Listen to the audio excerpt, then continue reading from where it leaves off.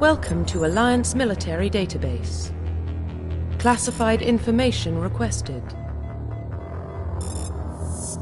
Establishing secure connection. Secure connection confirmed.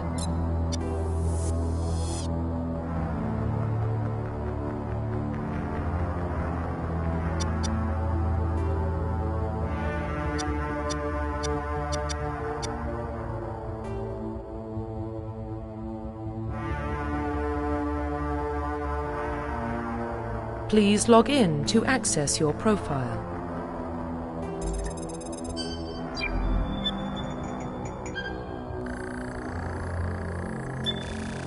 Warning, data corruption detected. Please reconstruct profile. Confirm pre-service history.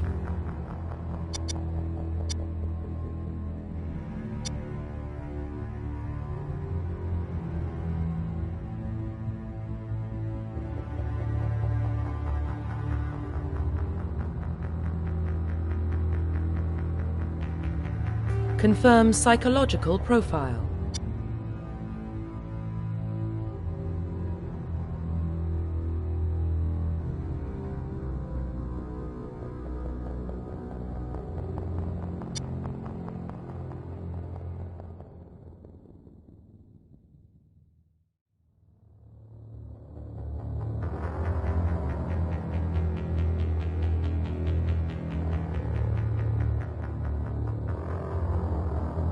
Confirm military specialization.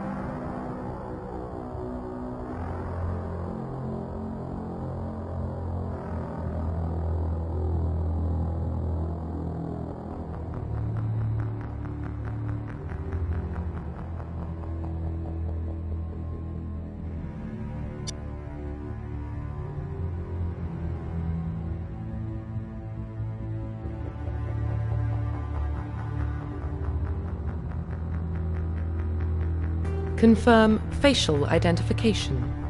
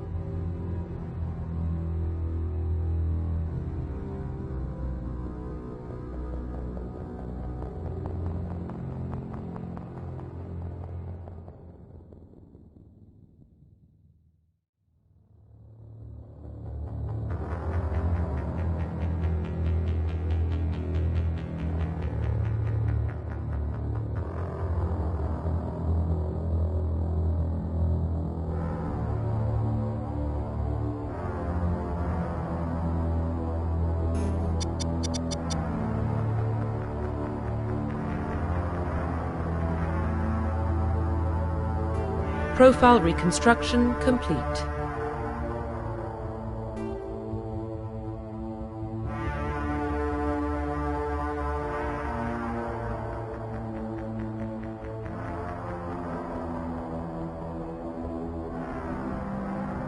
Identification confirmed.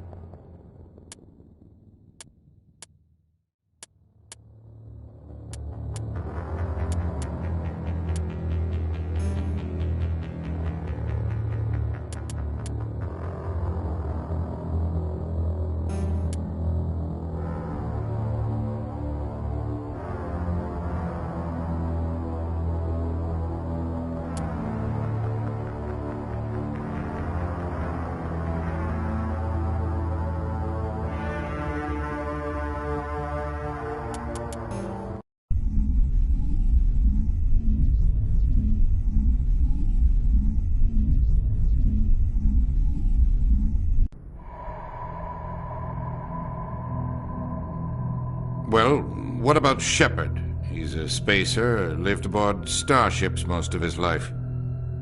Military service runs in the family. Both his parents were in the Navy. He got most of his unit killed on Torfin. He gets the job done, no matter what the cost. Is that the kind of person we want protecting the galaxy? That's the only kind of person who can protect the galaxy. I'll make the call.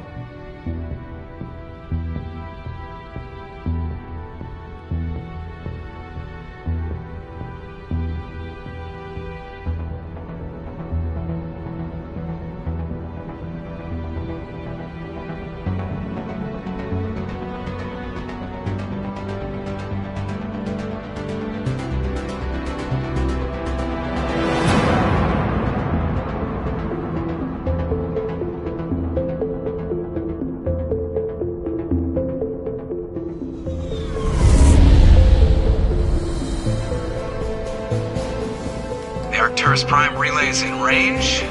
Initiating transmission sequence. Commander?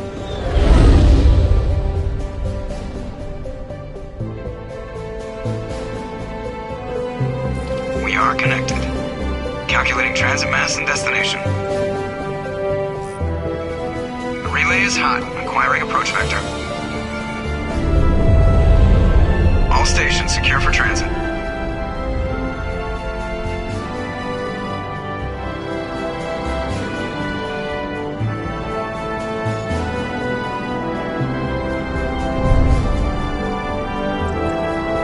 Green. Approach run has begun.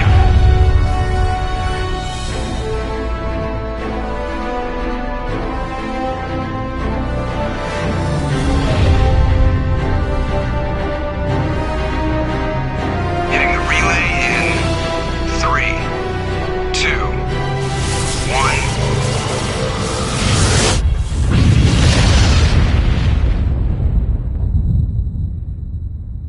Thrusters, check. Navigation, check. Internal emissions sync engaged. All systems online. Drift, just under 1,500K. 1,500 is good. Your captain will be pleased. I hate that guy. Nihilus gave you a compliment. So you hate him. You remember to zip up your jumpsuit on the way out of the bathroom? That's good. I just jumped us halfway across the galaxy and hit a target the size of a pinhead. So that's incredible. Besides, Spectres are trouble. I don't like having them on board. Call me paranoid. You're paranoid. The Council helped fund this project. They have a right to send someone to keep an eye on their investment. Yeah, that is the official story. only an idiot believes the official story.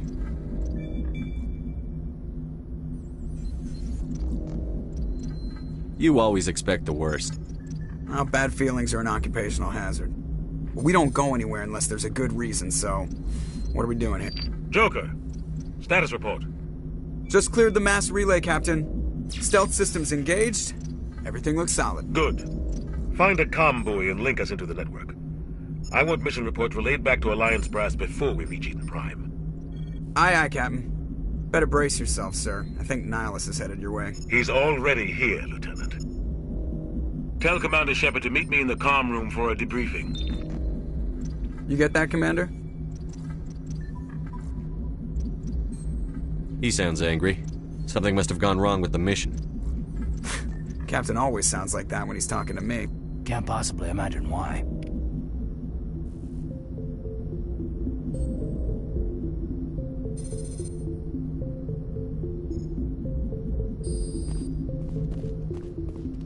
I'm telling you, I just saw him. He marched by like he was on a mission. He's a Spectre. They're always on a mission. And we're getting dragged, right along with him. Relax, Presley. You're gonna give yourself an ulcer. Congratulations, Commander. Looks like we had a smooth run. You heading down to see the captain? Sounds like you don't trust our Turian guest. Sorry, Commander. Just having a chat with Adams down at engineering. I didn't mean to cause any trouble. But you have to admit, something's odd about this mission. The whole crew feels it. You think the Alliance brass is holding out on us? If all we're supposed to do is test out the stealth system, why is Captain Anderson in charge? And then there's Nihilus.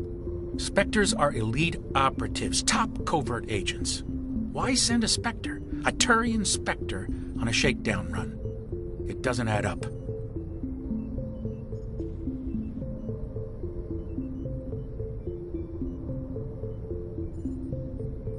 What do you know about the stealth systems? I just know it masks our location from scans and sensors. Cutting-edge technology. The Normandy's the only ship with this prototype drive. But why are we fully staffed? A skeleton crew would be cheaper. Less chance of security leaks, too. Plus, there's Nihilus. It's pretty obvious this shakedown run is just a cover. For what? Damned if I know, Commander. We're out here on false pretenses. I'm not a fan of being left in the dark.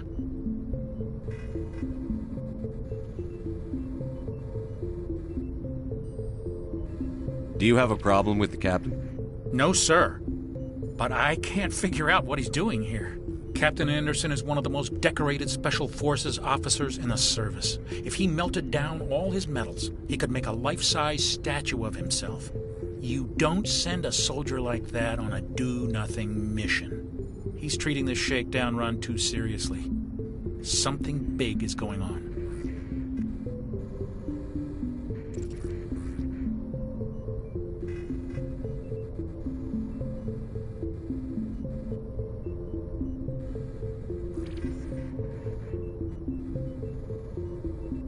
You don't trust Nihilus? I don't like Turians in general. It runs in my family. My grandfather fought in the First Contact War. Lost a lot of friends when the Turians hit us. Nihilus is no ordinary Turian. You've got that right, Commander. We're an Alliance vessel, human military, but Nihilus doesn't answer to the captain like the rest of us. Spectres operate outside the normal chain of command. And they don't come along just to observe shakedown runs. Nihilus looks like he's expecting some heavy action. I don't like it. I'll see if I can get some answers when I see him. Good luck, Commander.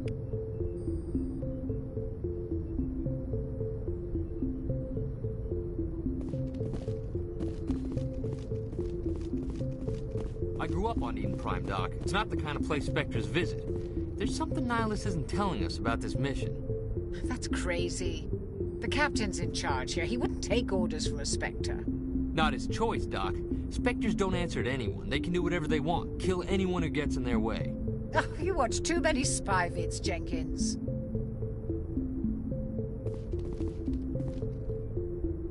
What do you think, Commander? We won't be staying on Eden Prime too long, will we? I'm itching for some real action. I sincerely hope you're kidding, Corporal.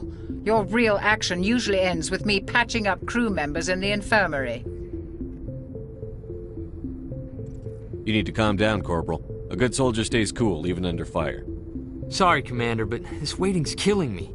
I've never been on a mission like this before, not one with a Spectre on board. What can you tell me about Nihilus? Turians are generally well respected by the other species. Their fleet has more patrols protecting Citadel space than any other. They don't always get on well with us, though. Some people find them too rigid. Others still blame them for the First Contact War. As for Nihilus, I haven't said more than 2 words to him. He usually only speaks to the captain. I heard Nihilus once took down an entire enemy platoon all by himself. Man, I can't believe I'm on a mission with an actual Spectre. What do you know about the Spectres? Only what I've heard. Spectre agents work directly for the Citadel Council. They usually work alone or in small groups. Spectres don't have any official power, though. Basically, they're a shadow organization with a mandate to preserve and protect galactic stability. Protect it at any cost. Don't forget that part. Spectres operate above the law. Why don't we have any of our own people in there? Spectres usually come from the Council races, like the Turians. We've been trying to get a human accepted into their ranks for years now. So far, it hasn't happened. Hey, Commander, you'd make a good Spectre. What you did on Torfin, that's what they're looking for. Success at any cost, ruthless efficiency, show no mercy.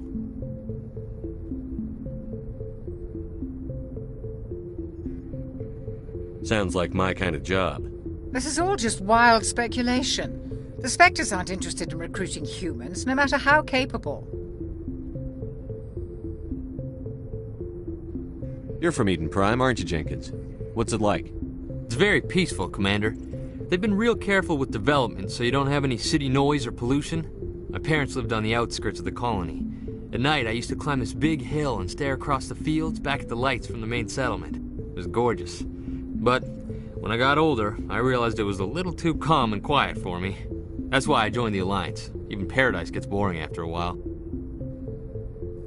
Any idea why Eden Prime was chosen as our destination? Not really sure, Commander. Eden Prime's one of our most stable colonies. Good place to take the Normandy for a shakedown run, I guess. No real danger there. There's gotta be something else going on. We've got a Spectre on board. That's why I'm so wound up. I can't wait for the real mission to start. Do your job, follow my orders, and there won't be any problems. Easy for you to say. You proved yourself on Torfin. Everybody knows what you can do. This is my big chance. I need to show the brass what I can do. This mission isn't about personal glory, Corporal. We have a job to do. Don't do anything stupid to mess it up. Don't worry, sir. I'm not gonna screw this up. The captain's waiting for me. Goodbye, Commander.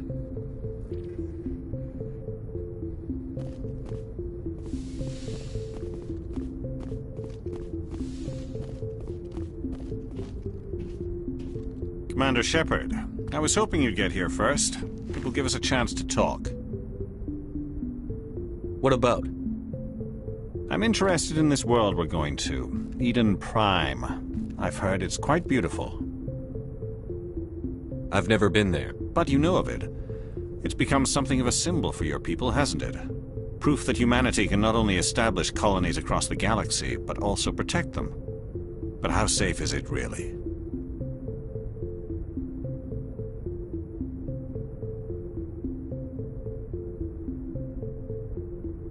If you've got something to say, just say it. Your people are still newcomers, Shepard. The galaxy can be a very dangerous place. Is the Alliance truly ready for this? I think it's about time we told the Commander what's really going on. This mission is far more than a simple shakedown run. I already figured that out. We're making a covert pickup on Eden Prime. That's why we needed the stealth systems operational. There must be a reason you didn't tell me about this, sir. This comes down from the top, Commander. Information strictly on a need-to-know basis. A research team on Eden Prime unearthed some kind of beacon during an excavation. It was Prothean. I thought the Protheans vanished 50,000 years ago. Their legacy still remains. The mass relays, the Citadel, our ship drives. It's all based on Prothean technology. This is big, Shepard. The last time humanity made a discovery like this, it jumped our technology forward 200 years. But Eden Prime doesn't have the facilities to handle something like this. We need to bring the beacon back to the Citadel for proper study. Obviously, this goes beyond mere human interests, Commander. This discovery could affect every species in Council space. Why didn't we keep the beacon for ourselves? You humans don't have the best reputation. Some species see you as selfish, too unpredictable, too independent, even dangerous. Sharing that beacon will improve relations with the Council. Plus, we need their scientific expertise. They know more about the Protheans than we do. The beacon's not the only reason I'm here, Shepard. Nihilus wants to see you in action, Commander. He's here to evaluate you. What's going on, Captain? The Alliance has been pushing for this for a long time. Humanity wants a larger role in shaping interstellar policy. We want more say with the Citadel Council. The Spectres represent the Council's power and authority. If they accept a human into their ranks, it shows how far the Alliance has come. I was impressed when I studied the reports from Torfin. A grim business, but you got the job done. That's why I put your name forward as a candidate for the Spectres. Why would a Turian want a human in the Spectres? Not all Turians resent humanity. Some of us see the potential of your species. We see what you have to offer to the rest of the galaxy, and to the Spectres. We are an elite group. It's rare to find an individual with the skills we seek. I don't care that you're human, Shepard. I only care that you can do the job. I assume this is good for the Alliance. Earth needs this, Shepard. We're counting on you. I need to see your skills for myself, Commander.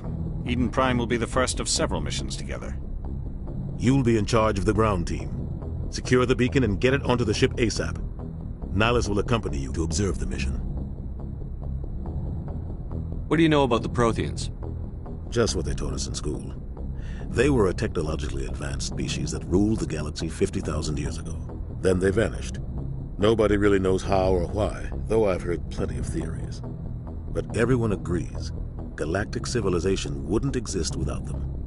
Their citadel is the very heart of galactic society, and without their mass relays, interstellar travel would be impossible.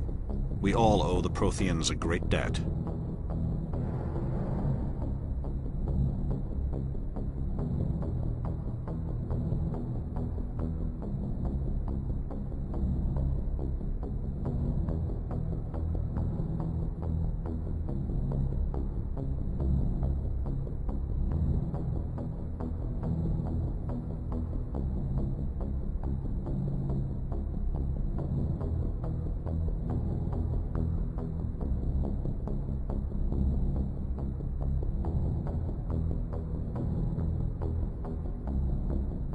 I'd like to know more about Eden Prime before we touch down. It's a peaceful farming world, but it represents something much bigger. Eden Prime is one of our oldest and most successful colonies.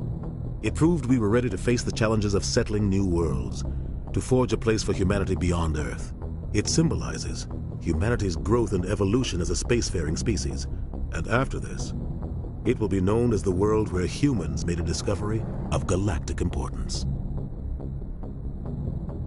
Why is this beacon so important? All advanced galactic civilization is based on Prothean technology, even yours. If we hadn't discovered those Prothean ruins buried on Mars, we'd still be stuck on Earth. That was just a small data cache. Who knows what we can learn from this beacon? What if it's a weapons archive? We can't let it fall into the wrong hands. Like who? The Attican Traverse isn't the most stable sector of Citadel space. There are plenty of raiders and criminal groups active in the region.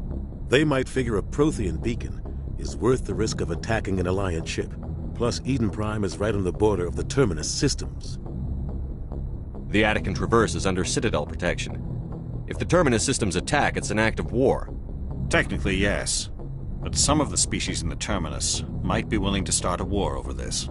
The last thing the Council wants is to get dragged into a major conflict with the Terminus systems. We have to keep this low-key. Just give the word, Captain. We should be getting close to Eden. Captain, we got a problem. What's wrong, Joker? Transmission from Eden Prime, sir. You better see this. Bring it up on screen.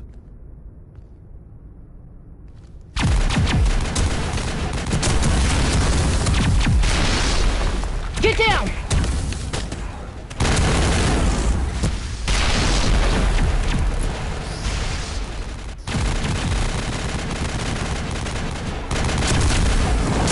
We are under attack, taking heavy casualties. I repeat, heavy casualties. We can't get evac. They came out of nowhere. We need...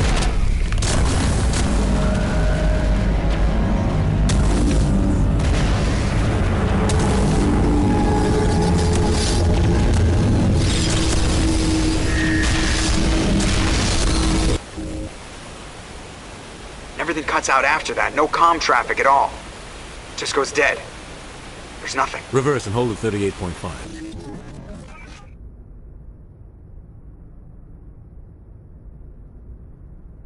Status report. 17 minutes out, Captain. No other Alliance ships in the area. Take us in, Joker, fast and quiet. This mission just got a lot more complicated. A small strike team can move quickly, without drawing attention. It's our best chance to secure the beacon. Grab your gear and meet us in the cargo hold. Tell Alenko and Jenkins to suit up, Commander. You're going in.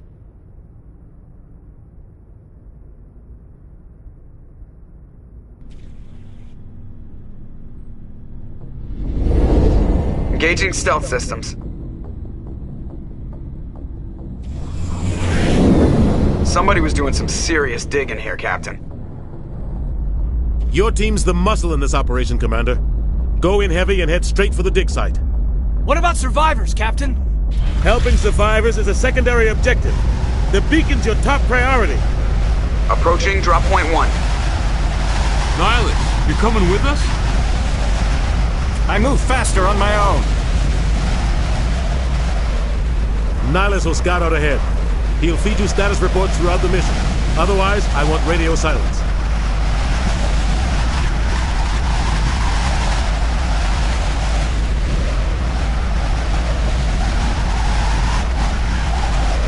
I don't like putting my life in the hands of a Turian, sir.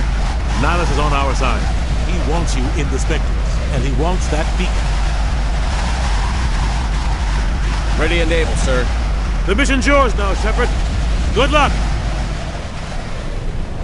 We are approaching drop point 2.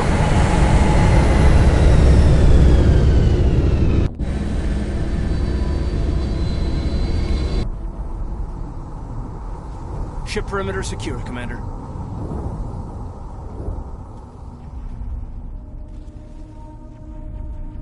This place got hit hard, Commander. Hostiles everywhere. Keep your guard up.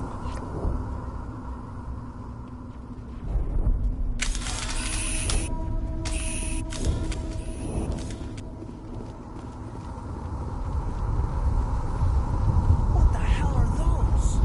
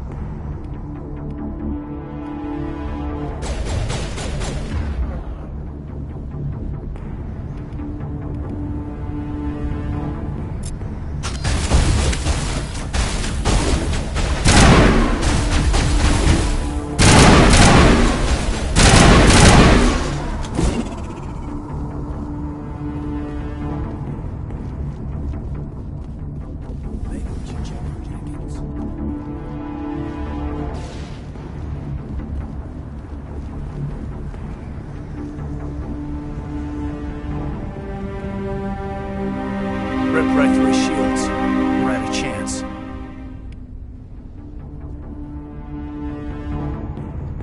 We'll see that he receives a proper service once the mission is complete. But I need you to stay focused. Aye, aye, sir.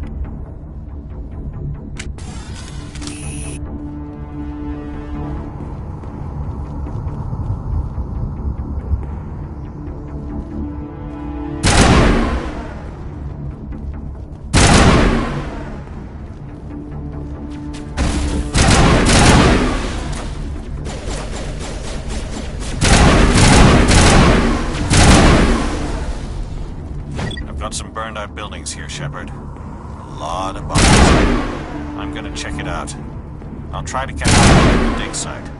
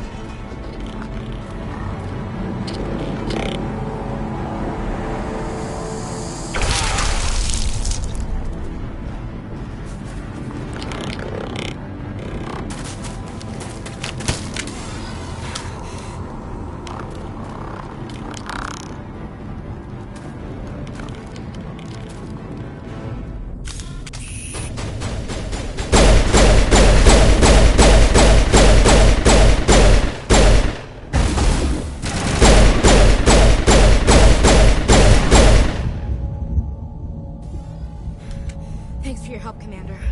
I didn't think I was gonna make it.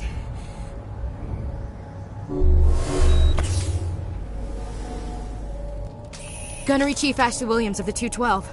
You the one in charge here, sir? Give me a status report, Williams. Oh, man.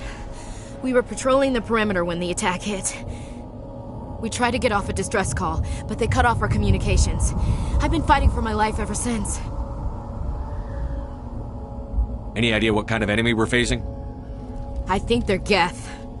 The Geth haven't been seen outside the Veil in nearly 200 years. Why are they here now? They must have come for the beacon. The dig site is close, just over that rise. It might still be there. We could use your help, Williams. Aye, aye, sir. It's time for payback. What else do you know about the Geth? Just what I remember from history class back in school. They're synthetics, non-organic life forms with limited AI programming, created by the Quarians a few centuries ago. They were supposed to be a source of cheap labor, but ended up turning on the Quarians and drove them into exile. Well, after that, they just kind of disappeared behind the Perseus Veil. Nobody's really heard much from them since. Tell me everything you know about the beacon. They were doing some digging out here to extend the monorail and expand the colony. A few weeks ago, they unearthed some Prothean ruins, and the beacon. Suddenly, every scientific expert in the colony was interested. That's when they brought us in to secure the site. I don't know much about the beacon itself, but I heard one of the researchers say this could be the biggest scientific discovery of the century. What happened to the researchers at the dig site? I don't know. They set up camp near the beacon. The 232 was with them. Maybe their unit fared better than mine. Describe what happened leading up to the attack. We were sent out a couple of nights ago from the main colony to secure the area. Seemed like a routine patrol, until the Geth hit us. We never knew they were coming. Move out.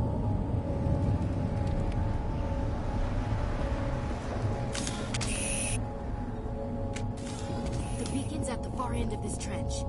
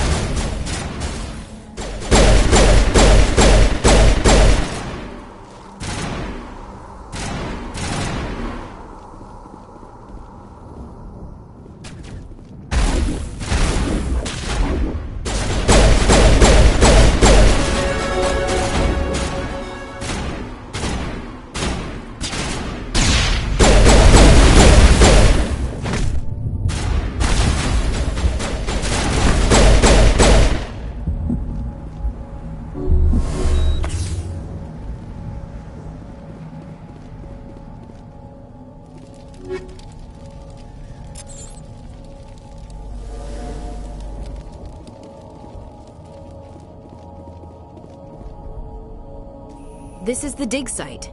The beacon was right here. It must have been moved. By who? Our side or the Geth? Hard to say. Maybe we'll know more after we check out the research camp. You think anyone got out of here alive? If they were lucky. Maybe hiding up in the camp. It's just on the top of this ridge, up the ramps. Change of plans, Shepard. There's a small spaceport up ahead. I want to check it out. I'll wait for you there.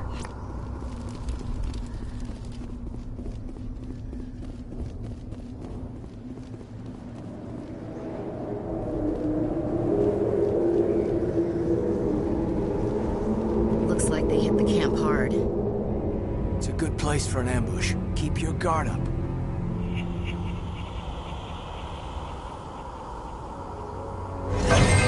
Oh god, they're still alive! What did the Geth do to them?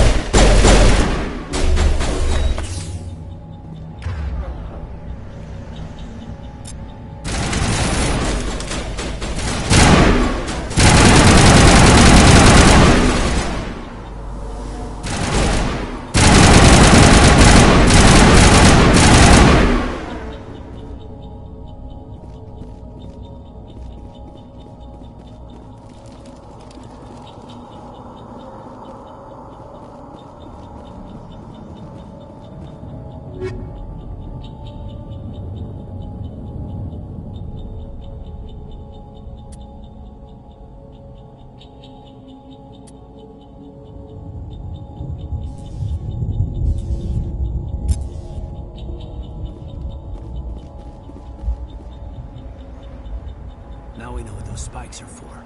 Turning our own dead against us.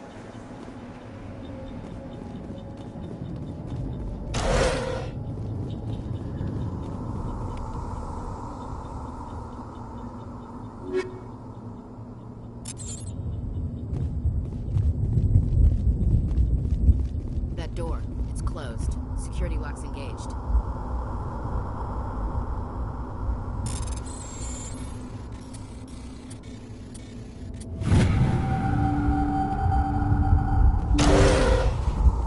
Humans. Thank the Maker. Hurry!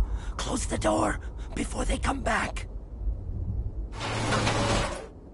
How did you end up in this shed? We hid here during the attack. They must have come here for the beacon. Luckily it wasn't here. It was moved to the spaceport earlier this morning. Manuel and I stayed behind to pack up the camp. When the attack came, the Marines held them off long enough for us to hide. They gave their lives to save us. No one is saved.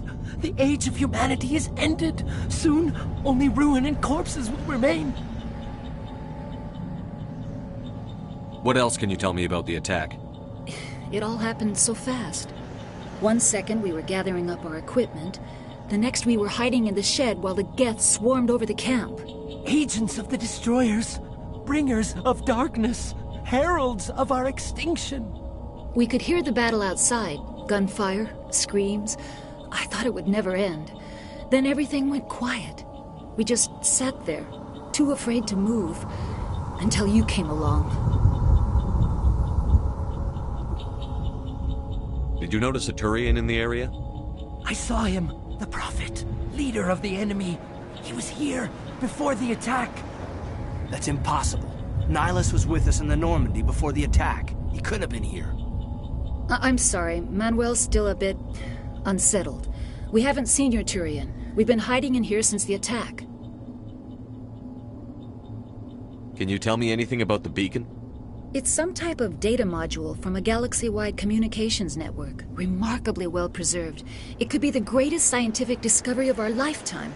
Miraculous new technologies, groundbreaking medical advances. Who knows what secrets are locked inside? We have unearthed the heart of evil. Awakened the beast. Unleashed the darkness. Manuel, please. This isn't the time. What's wrong with your assistant? Manuel has a brilliant mind, but he's always been a bit unstable. Genius and madness are two sides of the same coin. Is it madness to see the future? To see the destruction rushing towards us? To understand there is no escape? No hope? No. I am not mad. I'm the only sane one left. I gave him an extra dose of his meds after the attack.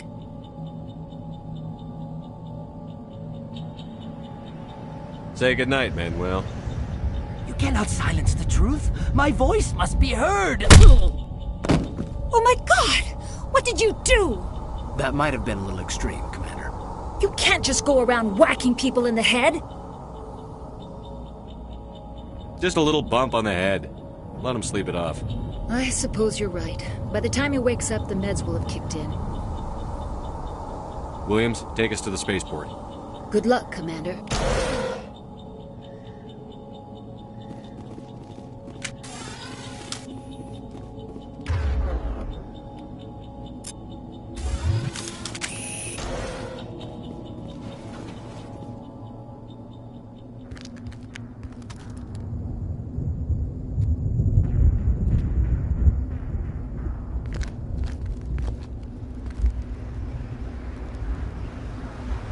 Saren.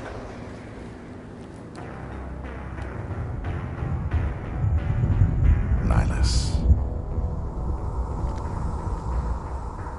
This isn't your mission, Saren. What are you doing here? The Council thought you could use some help on this one. I wasn't expecting to find the Geth here. The situation's bad.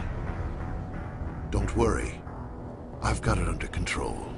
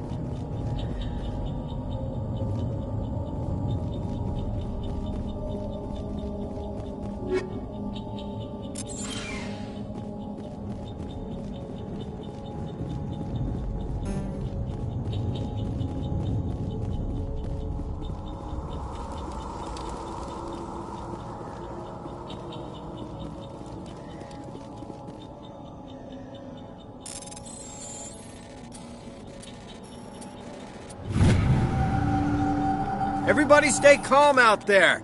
We're coming out, we're not armed. Is it safe? Are they gone? We took care of them. Those things were crawling all around the shed. They would have found us for sure. We owe you our lives. I still can't believe it. When we saw that ship, I thought it was all over. It showed up right before the attack. Knew it was trouble the second I saw it, so we made a break for the sheds. Tell me everything you remember about the attack. The three of us were working the crops when that ship showed up. We just saw it and ran. I don't know what happened to the rest of the crew. They were by the garage, over near the spaceport, right where that ship came down. No way they survived. You don't know that. We survived. If they made it to the garage, they could have had a fighting chance. Do you know anything about the Prothean beacon they dug up? We're just farmers. We heard they found something out there, but it never really mattered to us. Not until now. What else can you tell me about the ship you saw? I was too busy running to get a clear look at it. I think it landed over near the spaceport. Tell them about the noise, Cole. That awful noise. It was emitting some kind of signal as it descended. It sounded like the shriek of the damned. Only it was coming from inside your own head.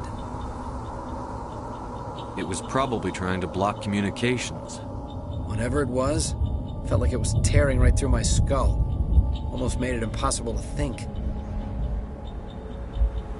I have to go. Hey, Cole, we're just a bunch of farmers. These guys are soldiers. Maybe we should give them the stuff. Jeez, Blake, you gotta learn when to shut up. You have something to tell me, Cole? Some guys at the spaceport were running a small smuggling ring, nothing major. In exchange for a cut of the profits, we let them store packages in our sheds. What kind of packages? I found a pistol. Figured it would come in handy if those things came back. But you'll probably get more use out of it than we will. This should help. Let's move out. Good luck.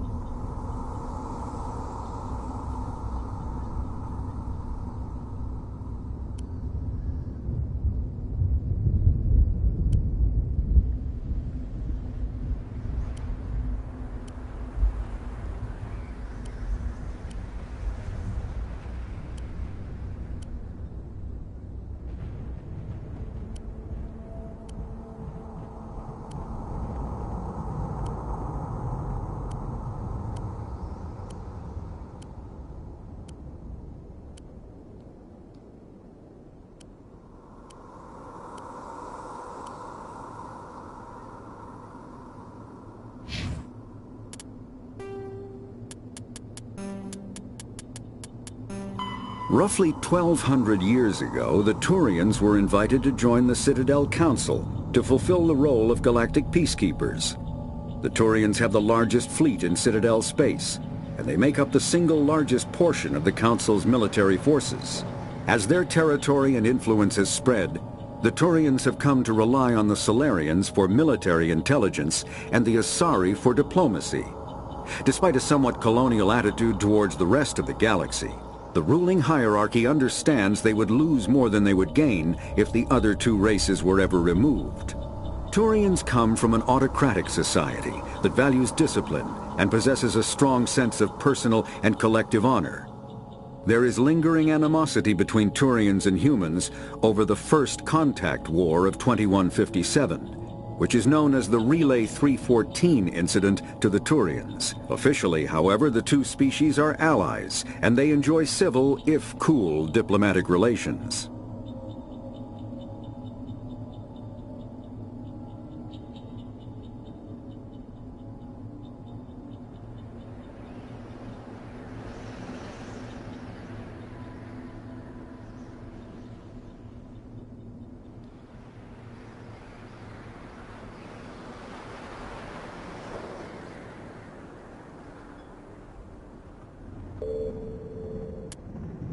"50,000 years ago, the Protheans were the only spacefaring species in the galaxy. They vanished in a swift galactic extinction. Only the legacy of their empire remains. They are believed to have built the mass relays and the Citadel, which have allowed numerous species to explore and expand throughout the galaxy. Prothean ruins are found on worlds across the galaxy. While surprisingly intact for their age, functioning examples of Prothean paleotechnology are rare. Time and generations of looters have picked their dead cities and derelict stations clean. Some believe the Protheans meddled in the evolution of younger races. The Hanar homeworld of Kajay, for example, shows clear evidence of former Prothean occupation. The presence of a former Prothean observation post on Mars has caused a rebirth of interventionary evolutionists among humans. These individuals believe the god myths of ancient civilizations are misremembered encounters with aliens.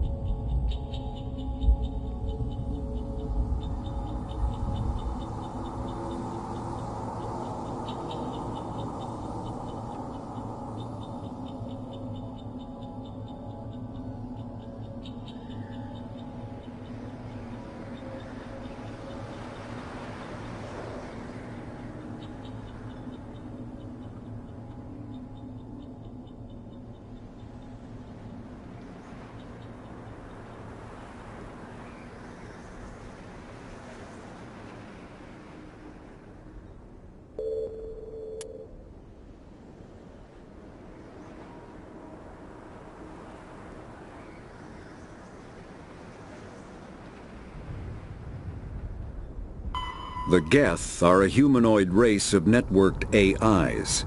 They were created by the Quarians 300 years ago as tools of labor and war. When the Geth showed signs of self-evolution, the Quarians attempted to exterminate them. The Geth won the resulting war. This example has led to legal, systematic repression of artificial intelligences in galactic society. The Geth possess a unique distributed intelligence. An individual has rudimentary animal instincts, but as their numbers and proximity increase, the apparent intelligence of each individual improves. In groups, they can reason, analyze situations, and use tactics, as well as any organic race. Geth space is located at the trailing end of the Perseus Arm, beyond the lawless Terminus systems. The Perseus Veil, an obscuring dark nebula of opaque gas and dust, lies between their space and the Terminus systems.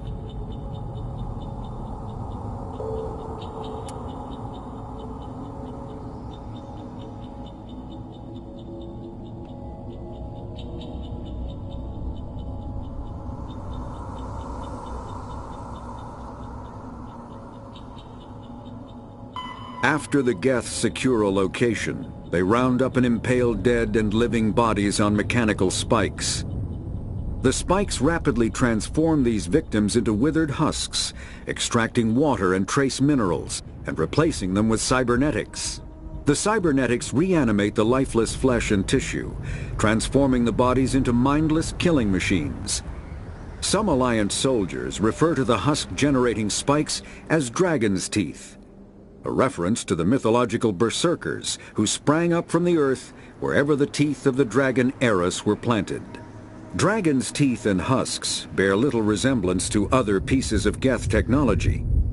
No one is sure why a synthetic race would bother to drain the minuscule amount of recoverable resources from organic corpses, though the value of reusing them as shock troops is obvious.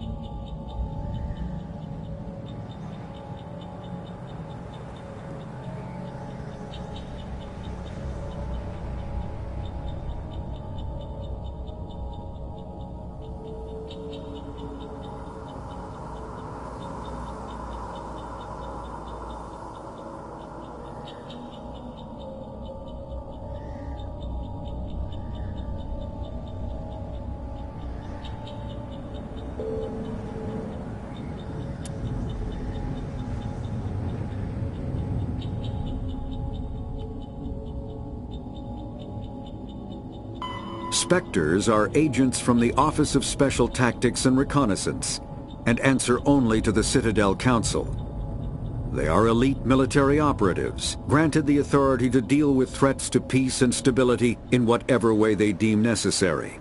They operate independently or in groups of 2 or 3. Some are empathetic peacekeepers, resolving disputes through diplomacy. Others are cold-blooded assassins, ruthlessly dispatching problem individuals. All get the job done one way or another, often operating outside the bounds of galactic law. The Spectres were founded after the Solarians joined the Council. For many years they operated in secrecy as backroom problem solvers. Only after the Krogan rebellions did their activities become publicized. Assignment of a Spectre is less contentious than a military deployment, but makes it clear that the Council is concerned about a situation.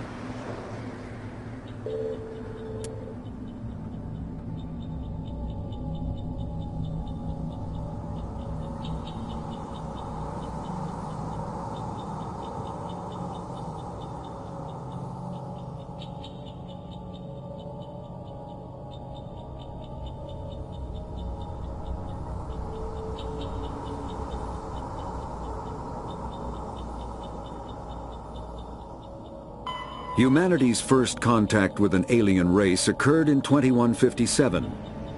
At that time, the Alliance allowed survey fleets to activate any dormant mass relays discovered, a practice considered dangerous and irresponsible by Council-aligned races. When a Turian patrol discovered a human fleet attempting to activate a relay, they attacked. One human vessel survived, retreating to the colony of Shanxi. The Turians followed, quickly defeating the local forces. Shanxi was occupied, the first and to date only human world to be conquered by an alien species. The Turians believed the handful of ships they defeated represented the bulk of human defenses, so they were unprepared when the Second Fleet, under Admiral Castany Drescher, launched a strong counteroffensive, evicting them from Shanxi. The Turians mobilized for full-scale war, drawing the attention of the rest of the galaxy. The Council quickly intervened, forcing a truce. Fortunately for humanity, the First Contact War was ended with a diplomatic solution. The Systems Alliance is an independent supranational government representing the interests of humanity as a whole. The Alliance is responsible for the governance and defense of all extrasolar colonies and stations. The Alliance grew out of the various national space programs as a matter of practicality. Sol's planets had been explored and exploited through piecemeal national efforts. The expense of colonizing entire new solar systems could not be met by any one country. With humans knowing that alien contact was inevitable, there was enough political will to jointly fund an international effort. Still, the Alliance was often disregarded by those on Earth until the First Contact War. While the national governments dithered and bickered over who should lead the effort to liberate Shanxi, the Alliance fleet struck decisively. Post-war public approval gave the Alliance the credibility to establish its own parliament and become the galactic face of humanity.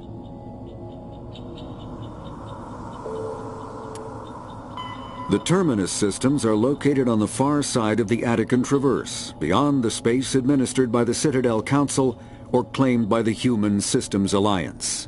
It is populated by a loose affiliation of minor species, united only in their refusal to acknowledge the political authority of the Council or adhere to the Citadel Conventions. Their independence comes at a price. The Terminus is fraught with conflict. War among the various species is common, as governments and dictators constantly rise and fall. The region is a haven for illegal activities, particularly piracy and the slave trade. At least once a year, a fleet from the Terminus invades the nearby Attican Traverse. These attacks are typically small raids against poorly defended colonies. The Council rarely retaliates, as sending patrols into the Terminus systems could unify the disparate species against their common foe, triggering a long and costly war.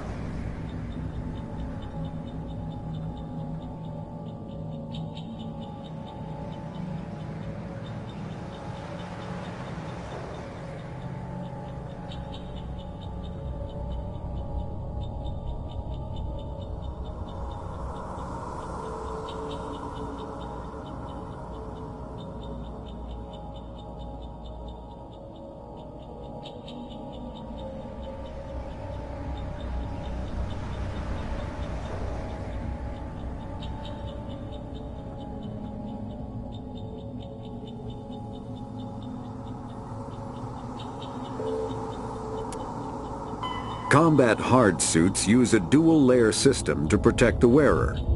The inner layer consists of fabric armor with kinetic padding. Areas that don't need to be flexible, such as the chest or shins, are reinforced with sheets of lightweight, ablative ceramic. The outer layer consists of automatically generated kinetic barriers. Objects traveling above a certain speed will trigger the barrier's reflex system and be deflected, provided there is enough energy left in the shield's power cell. Armored hard suits are sealable to protect the wearer from extremes of temperature and atmosphere. Standard equipment includes an onboard mini-frame and a communications, navigation, and sensing suite. The mini-frame is designed to accept and display data from a weapon's smart targeting system to make it easier to locate and eliminate enemies.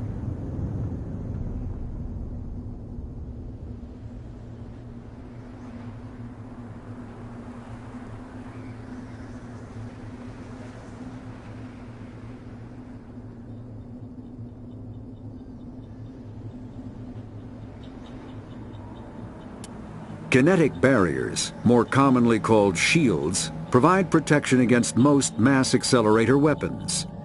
Whether on a starship or a soldier's suit of armor, the basic principle remains the same. Kinetic barriers are repulsive mass effect fields, projected from tiny emitters. These shields safely deflect small objects traveling at rapid velocities. This affords protection from bullets and other dangerous projectiles, but still allows the user to sit down without knocking away their chair. The shielding afforded by kinetic barriers does not protect against extremes of temperature, toxins, or radiation.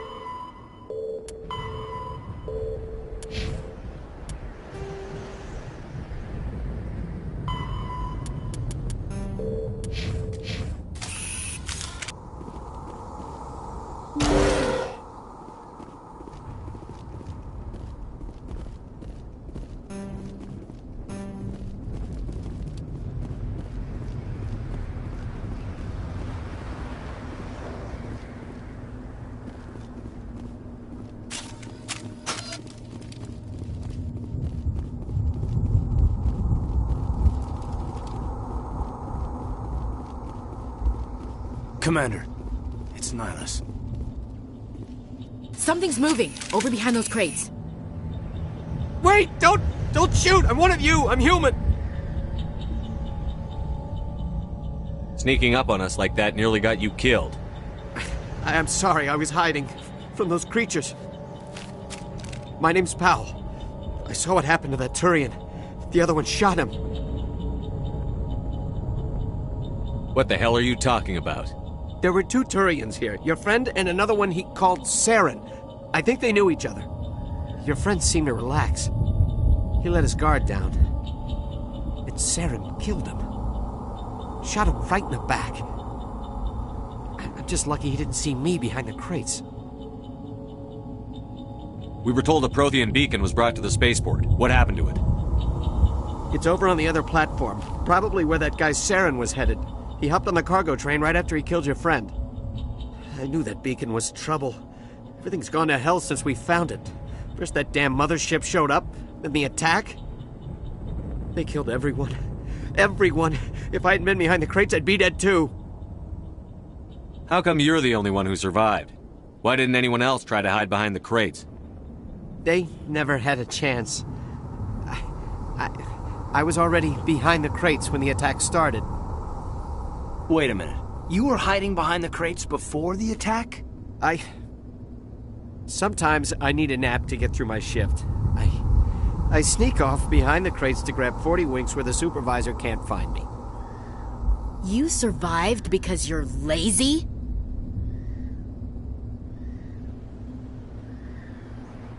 Tell me about the Geth attack.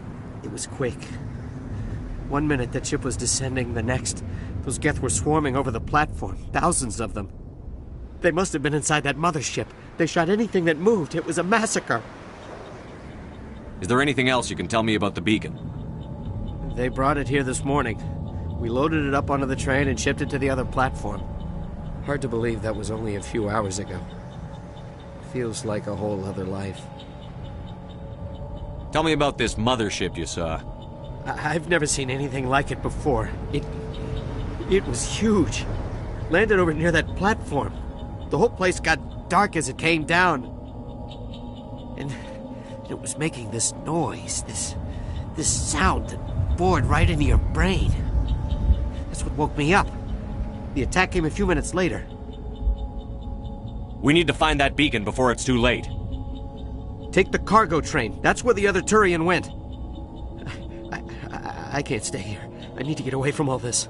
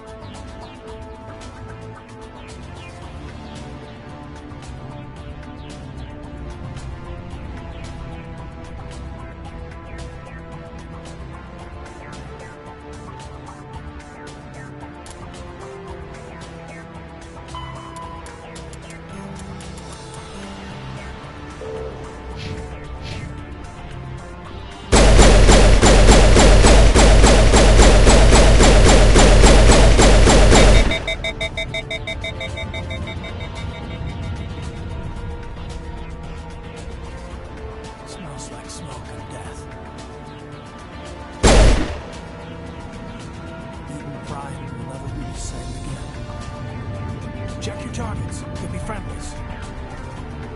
We should move, Commander. Smells like smoke and death. We thought this world was safe until the Geth showed up. It used to be beautiful here. Somebody's gonna pay for this. Let's get the bastards. We should move.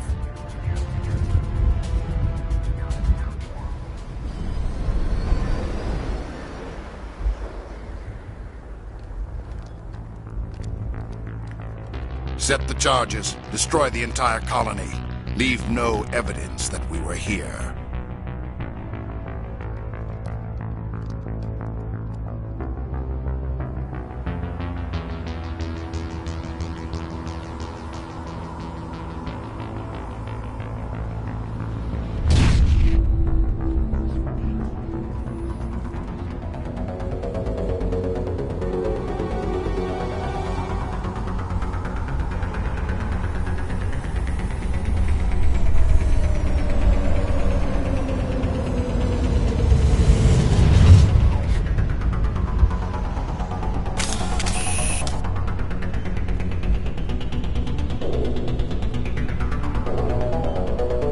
Demolition charges. The Geth must have planted them. Hurry! We need to find them all and shut them down!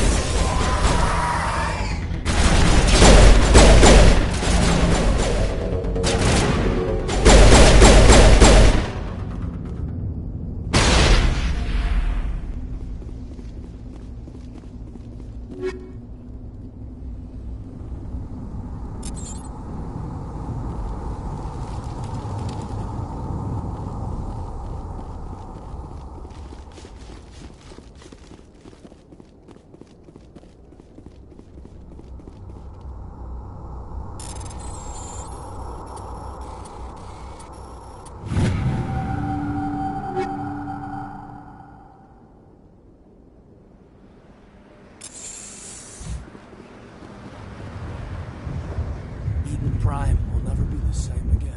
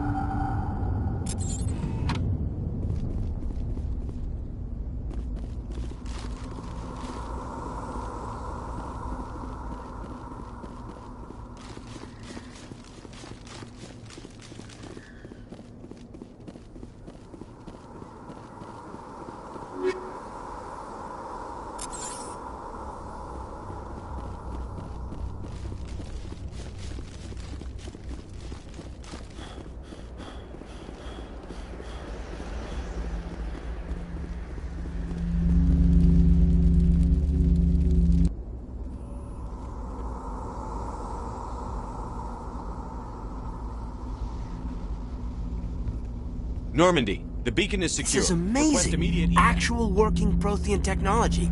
Unbelievable. It wasn't doing anything like that when they dug it up. Something must have activated it. Roger, Normandy. Standing by.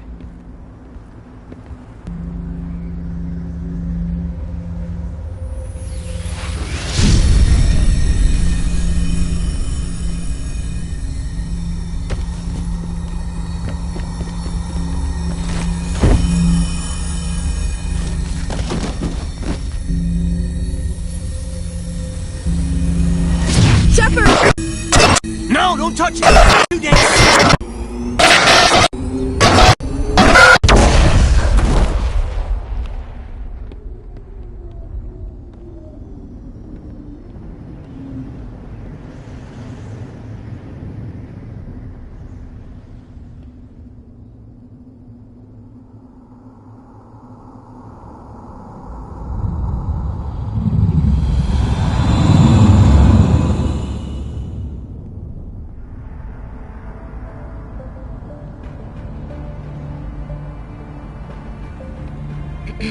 We identified the ship that touched down on Eden Prime. The Normandy, a human alliance vessel. It was under the command of Captain Anderson. They managed to save the colony. And the beacon. One of the humans may have used it.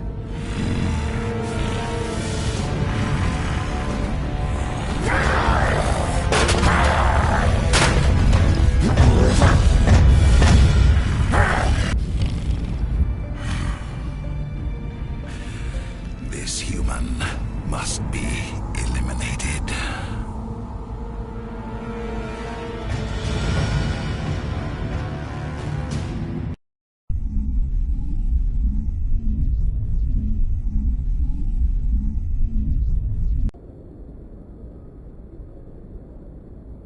Dr. Chakwas, I think he's waking up.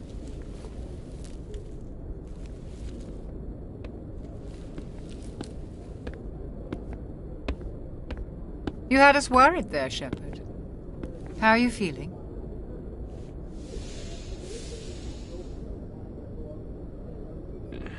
Like the morning after shore leave. How long was I out? About 15 hours. Something happened down there with the beacon, I think. It's my fault. I must have triggered some kind of security field when I approached it. You had to push me out of the way. Where's the beacon now? What happened to it? The beacon exploded. A system overload, maybe. The blast knocked you cold. The lieutenant and I carried you back here to the ship. I don't suppose it occurred to you that Eden Prime has medical facilities? Listen, you're better off in this infirmary than in any hospital on Eden Prime. Physically, you're fine. But I detected some unusual brain activity. Abnormal beta waves. I also noticed an increase in your rapid eye movement. Signs typically associated with intense dreaming. I saw... I'm not sure what I saw. Death? Destruction? Nothing's really clear. I better add this to my report. It may... Oh, Captain Anderson. How's our exo holding up, Doctor? Well, all the readings look normal. I'd say the commander's going to be fine. Glad to hear it. Shepard, I need to speak with you. In private. Aye, Captain. I'll be in the mess if you need me. Sounds like that beacon hit you pretty hard, Commander. Are you sure you're okay?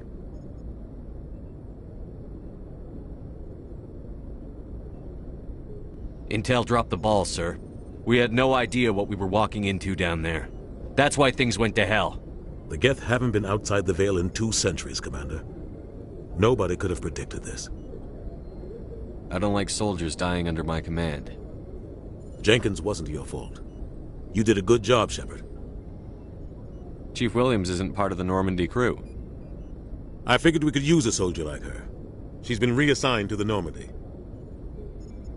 Williams is a good soldier. She deserves it. Lieutenant Alenko agrees with you.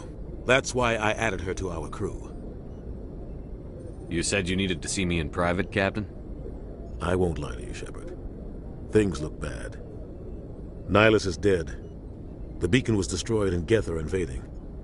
The Council's going to want answers. I didn't do anything wrong, Captain. Hopefully the Council can see that. I'll stand behind you and your report, Shepard. You're a damned hero in my books. That's not why I'm here. It's Saren, that other Turian. Saren's a Spectre, one of the best, a living legend. But if he's working with the Geth, it means he's gone rogue. A rogue Spectre's trouble. Saren's dangerous, and he hates humans. Why? He thinks we're growing too fast, taking over the galaxy. A lot of aliens think that way. Most of them don't do anything about it. But Saren has allied himself with the Geth. I don't know how, I don't know why. I only know it had something to do with that beacon. You were there just before that beacon self-destructed. Did you see anything? Any clue that might tell us what Saren was after? Just before I lost consciousness, I had some kind of vision. A vision? A vision of what? I saw synthetics. Geth, maybe. Slaughtering people. Butchering them. We need to report this to the Council, Shepard. What are we gonna tell them? I had a bad dream? We don't know what information was stored in that beacon. Lost Prothean technology? Blueprints for some ancient weapon of mass destruction? Whatever it was. Saren took it. But I know Saren. I know his reputation is politics. He believes humans are a blight on the galaxy. This attack was an act of war. He has the secrets from the beacon. He has an army of Geth at his command, and he won't stop until he's wiped humanity from the face of the galaxy. I'll find some way to take him down. It's not that easy. He's a Spectre. He can go anywhere, do almost anything. That's why we need the Council on our side. When have they ever done anything for humanity? If we expose Saren as a traitor, the Council will revoke his Spectre status. I'll contact the Ambassador and see if he can get us an audience with the Council. He'll want to see us as soon as we reach the Citadel. We should be getting close. Head up to the bridge and tell Joker to bring us into dock.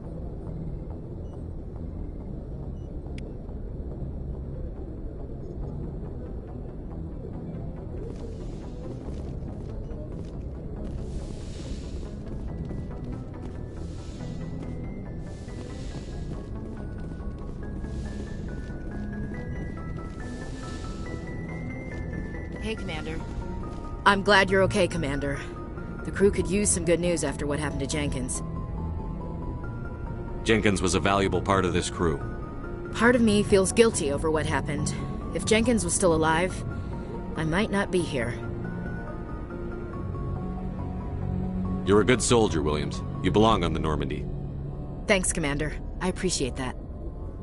Things were pretty rough down there. Are you okay?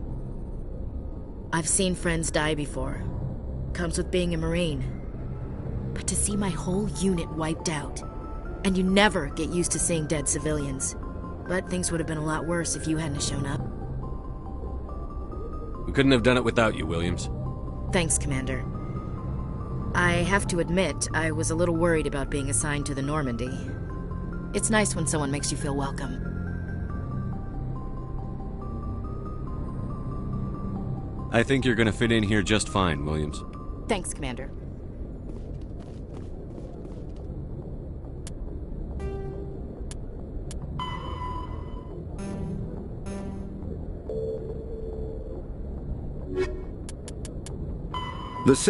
Spectre. The Citadel is an ancient deep space station, presumably constructed by the Protheans. Since the Prothean extinction, numerous species have come to call the Citadel home. It serves as the political, cultural, and financial capital of the galactic community. To represent their interests, most species maintain embassies on the Presidium, the Citadel's inner ring. The Citadel Tower in the center of the Presidium holds the Citadel Council chambers. Council affairs often have far-reaching effects on the rest of the galactic community. 5 arms, known as the Wards, extend from the Presidium. Their inner surfaces have been built into cities, populated by millions of inhabitants from across the galaxy. The Citadel is virtually indestructible. If attacked, the station can close its arms to form a solid, impregnable shell. For as long as the station has existed, an enigmatic race called the Keepers has maintained it.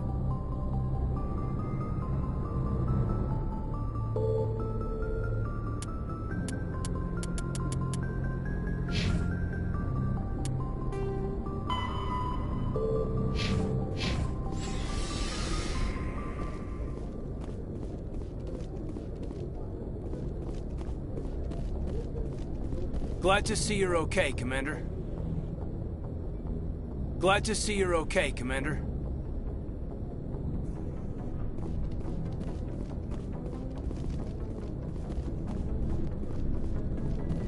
Yes, Commander? Is there something you need? How did you end up serving on an Alliance ship? I enlisted right out of med school. Earth always seemed boring to me. Too safe, too secure. I figured the colonies were teeming with exotic adventure. I wanted to travel the stars, tending the wounds of tough soldiers with piercing eyes and sensitive souls.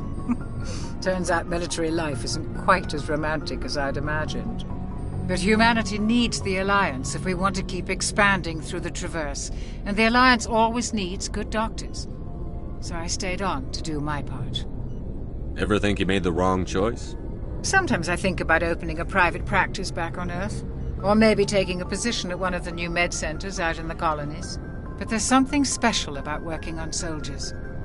If I left the Alliance now, I'd feel like I was abandoning them. What do you know about Captain Anderson? I've served with him for a few tours now. He knows when to let things slide and when to crack the whip. The crew knows he's seen pretty much anything they'll ever run into. And he cares about the people under his command. How well do you know the Lieutenant? I'd never worked with him before this mission. But he has an impressive service record, over a dozen special commendations. Tends to keep to himself, though. Maybe because of the headaches. It's not easy being an L2. What does that have to do with it? Well, most biotics now use the L3 implants. Lieutenant Alenko was wired with the old L2 configuration. Sometimes there are complications. What kind of complications? Severe mental disabilities, insanity, crippling physical pain. There's a long list of horrific side effects. Caden's lucky. He just gets migraines. I should go. Goodbye, Commander.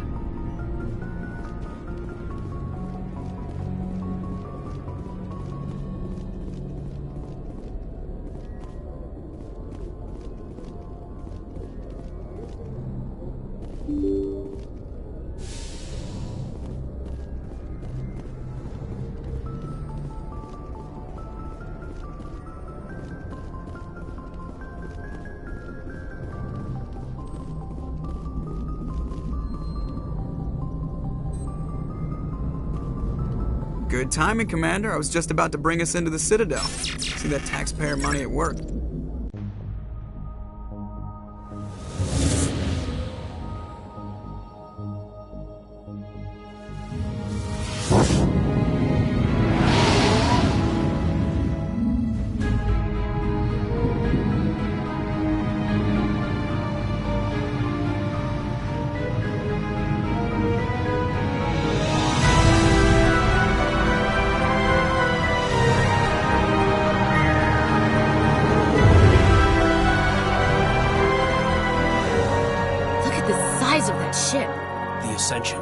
Flagship of the Citadel fleet. Well, size isn't everything.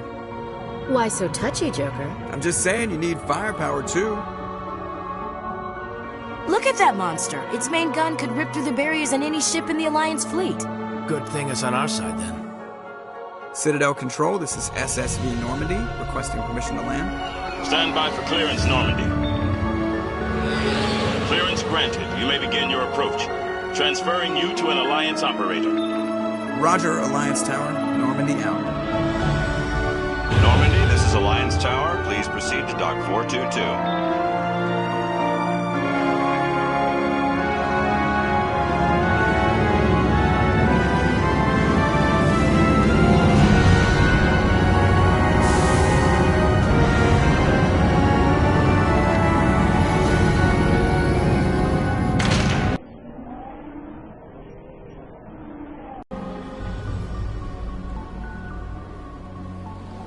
This is an outrage! The Council would step in if the Geth attacked a Turian colony? The Turians don't found colonies on the borders of the Terminus systems, Ambassador. Humanity was well aware of the risks when you went into the Traverse. What about Saren? You can't just ignore a rogue Spectre. I demand action! You don't get to make demands of the Council, Ambassador. Citadel Security is investigating your charges against Saren. We will discuss the CSEC findings at the hearing, not before. Captain Anderson, I see you brought half your crew with you. Just the ground team from Eden Prime, in case you had any questions. I have the mission reports. I assume they're accurate? They are.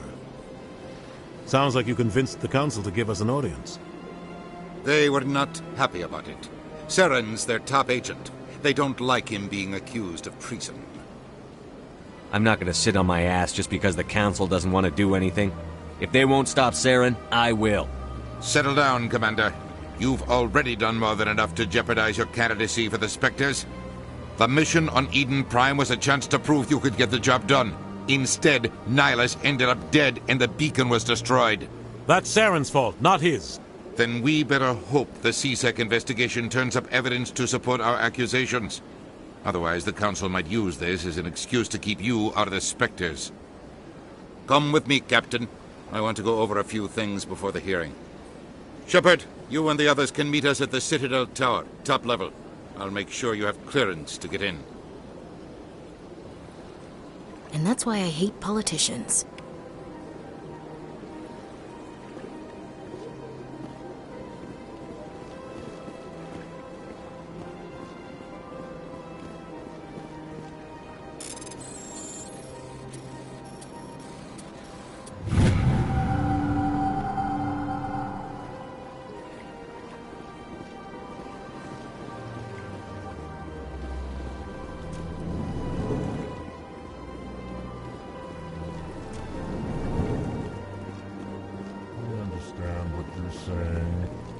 Greeting. Human, it is always good to see your kind. I am Ambassador Kalen. Genuine query. Is there something I can do for you this day? Why do you explain what you're about to say? Our people communicate less through words and more through scent and slight movements. Plainly, we discovered our vocal expression was not enough to convey the feelings of our conversations to other species. Why do you bother, Kalen? These Earth Clan don't really care about our ways. Remorseful response, Din. You don't truly believe that, and if you do, I am very sorry for you. Tell me more about your species. Genuine enthusiasm. I delight in telling the history of my people. It is agreeable to share our culture with others. Tell me about the history and origins of the Elcor. The Elcor were just beginning to explore Council space when the Asari first made contact with us. With their help, we discovered the relay closest to our system, and from there the Citadel. Proudly, within one lifetime we established a regular route to the Citadel, and quickly became one of the more active species living on this great station. I'd like to know more about the culture of the Elcor. Frankly, we Elcor prefer the safety and familiarity of our own colonies to the confines of space travel. Our society is built on small, tight-knit groups, though we are always welcoming to outsiders. Our government tends to be very stable. Our people are not very comfortable with sudden changes. What do you do here? Modestly, I work to bring the problems and the requests of the Elcor groups to the attention of the Council. Ha! They only give us these positions to keep us quiet. The Council doesn't care about our races. Chastising rebuke. Your tone is inappropriate, Din. This human is not to blame for your malcontent or your misconceived suspicions. Goodbye, Ambassador. Sincere farewell. Good day to you, human. Enjoy your time on the Citadel.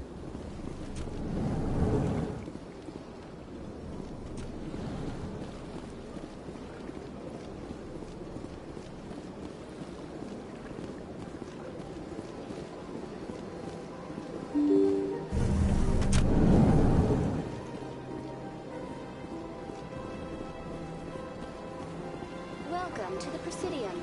Allow me to... Greetings and welcome to the Presidium. My name is Avina, and I am pleased to be your virtual guide throughout this level of the Citadel space station. So are you a person or a program? I am a fully interactive virtual intelligence, programmed to provide spontaneous guidance at predetermined locations of interest throughout this level of the Citadel. I may also be contacted through any of the Presidium VI terminals, should you require assistance. Give me the tour. You are standing at Presidium Tourism Terminal 1. On either side of this lobby are the embassies of the various Citadel races, along with CSEC headquarters. On the far end of this level, you can see the Citadel Tower, where the Council meets regularly to discuss matters of interstellar importance. I want to know more about Citadel security. Citadel security serves as law enforcement for all regions of the Citadel, though the majority of officers serve in the wards. Executor Palin, a Turian, is the current head of CSEC, but individuals from virtually every species across Citadel space serve as officers beneath him. If you wish to learn more, Executor Palin's office is located in the CSEC headquarters just across the lobby. Tell me about the embassies. Each species in Citadel space important enough to be consulted on matters of galactic politics maintains an embassy on the Presidium. The Volus were the first non-council species to be granted an embassy, roughly 2,384 galactic standard years ago. As Citadel space has expanded, more embassies have been added. The most recently added embassy belongs to your own species, humanity. It was added 19 galactic standard years ago, despite some rather vocal opposition. Why were people trying to keep my species out? Some species felt humanity was given preferential treatment. It often takes a century or more before a new species is granted an embassy. The Council gave a great deal of thought to this matter. In the end, they decided humanity's impact on Citadel space was significant enough to warrant an embassy. Do you agree with their decision? I am not programmed to make that kind of qualified judgment. My code is limited to information and simple interaction simulations. How come the Volus were the first species given an embassy? In the early years following the formation of the Council, the Volus were, apart from the Asari and Solarians, the most populous and widespread species in Citadel space. They established many new colonies and trading outposts, and they petitioned the Council for a greater role in determining interstellar policy. In recognition of their work to expand interstellar trade and establish a standardized galactic economy, the Volus were granted an embassy here on the Citadel. Do you know anything about Spectres? The term Spectre is derived from the branch of Special Tactics and Reconnaissance. Each Spectre agent is handpicked by the Council. Their primary role is preserving galactic stability and resolving volatile situations that cannot be handled through normal political channels. In this role, they are granted extraterritorial rights and jurisdictions. Spectres answer to no law or authority except the Council itself. What can you tell me about the Citadel Council? Originally, the Council consisted of representatives from the Asari and Solarians, the two dominant species in Citadel space. Roughly 1,304 galactic standard years ago, Turians were invited to join the Council in recognition of the role they played during the Krogan Rebellion. Since then, the three Council races have worked together to ensure the peaceful coexistence of the galactic community, while preserving individual autonomy for each species. It can't be as simple as that. There must be problems somewhere in the system. I am not programmed to make that kind of qualified judgment. My code is limited to information and simple interaction simulations. Goodbye. Goodbye, and thank you for using Avina. Please enjoy your visit to the Citadel. Good day, Commander. The human ambassador is up the stairs, first room on the right. You know who I am? Yes, I receive reports on all newly arrived dignitaries and notable people. What is this place? This is the Presidium. More specifically, you are at the Citadel embassies. If you have more questions, please access Avina. What's that? Oh, Avina is the virtual guide for the Citadel. Feel free to access the terminal yourself. What's your name? What do you do here? My name is Safiria. I'm the administrative assistant for the embassies. You seem to be distracted. The embassies are the hub of all Citadel politics. When you represent trillions of citizens, it tends to get a little busy. I should be going now. Have a pleasant day.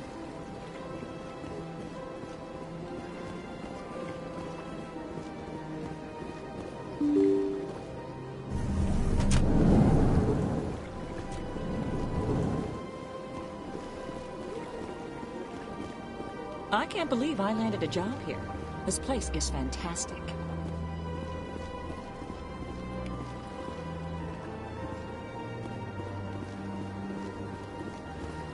Human, delighted, welcome. It is good to meet you.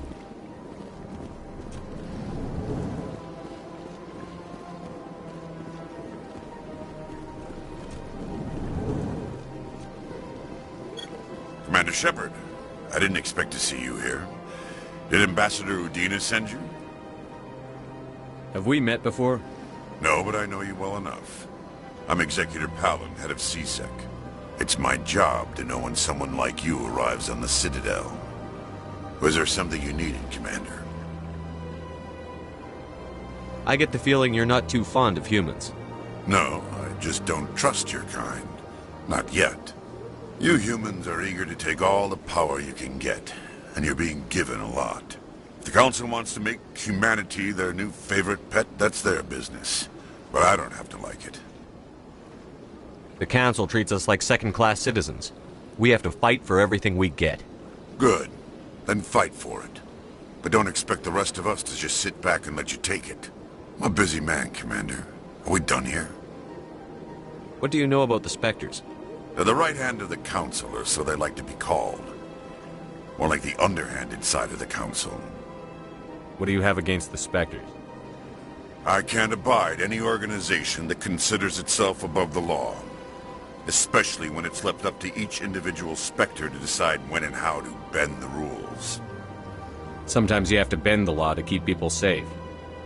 I've been with CSEC for 30 years. I've never had to break the law to do my job, not once. Yeah, right. You expect us to believe none of your officers are corrupt? There are over 200,000 CSEC agents. Some of them are going to be bad. But we don't turn a blind eye to corruption like the Spectres do. We do our best to find and punish any officer who breaks the law. Spectres, they'll never come under that kind of scrutiny. The galaxy needs people like that. People who do the dirty jobs. I agree. But they need to be held to a higher standard. They need to be accountable. Saren's out of control. We both know that. But because he's a Spectre, the Council doesn't want to do anything about it. Is that the kind of person this galaxy needs? Absolutely. The only thing that matters is accomplishing the task. Maybe. But I've never had to cross that line to get the job done. Never. Tell me about CSEC. CSEC provides necessary police and security services throughout the Citadel. We're a civilian government agency, though many of our members have had military training.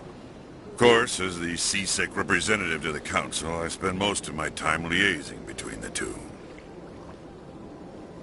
Tell me about your investigation into Saren. Sorry, Commander. I don't make a habit of giving out details about ongoing investigations. I'll be going now. Goodbye, Commander.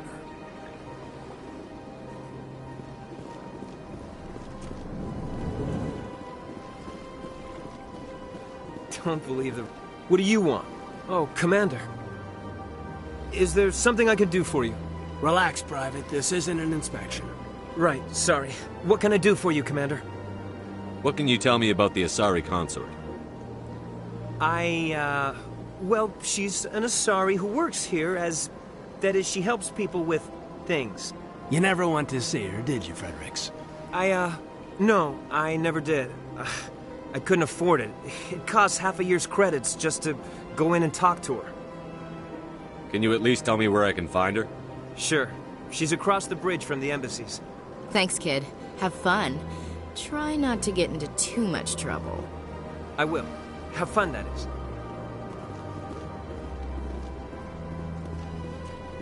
I don't have time to talk now. I'm very busy.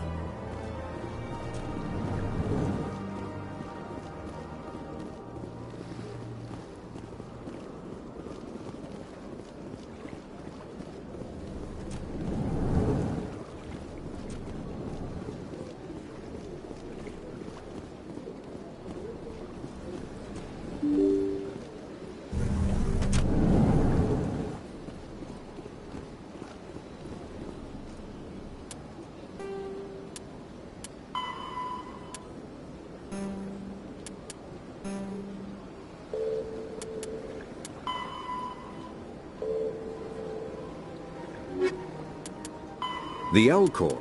The Volus are a Citadel species native to the high-gravity world Dakuna. They are massive creatures, standing on 4 muscular legs for increased stability. Elcor move slowly, an evolved response to an environment where a fall can be lethal. This has colored their psychology, making them deliberate and conservative.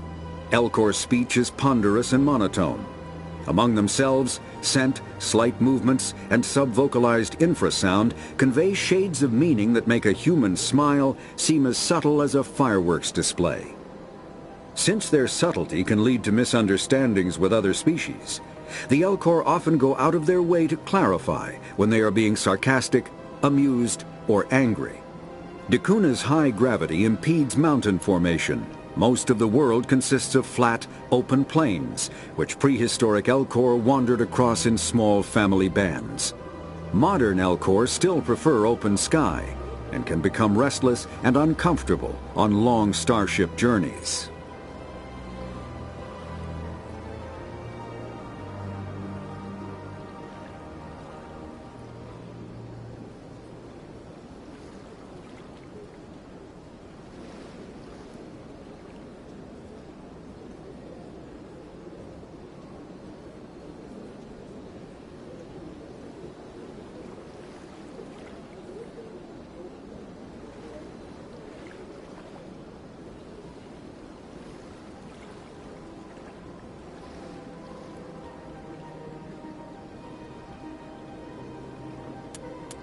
The Volus are a member species of the Citadel with their own embassy, but they are also a client race of the Turians.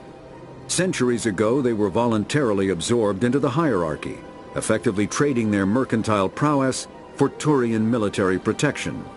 Erun, their homeworld, lies far beyond the normal life zone of its star. However, the world has a high-pressure greenhouse atmosphere that traps enough heat to support an ammonia-based biochemistry. As a result, the Volus must wear pressure suits and breathers when dealing with other species, as conventional nitrogen-oxygen air mixtures are poisonous to them, and in the low-pressure atmospheres tolerable to most species, their flesh will actually split open. Volus culture is tribal, bartering lands and even people to gain status. This culture of exchange inclines them to economic pursuits. It was the Volus who authored the Unified Banking Act, and they continue to monitor and balance the Citadel economy.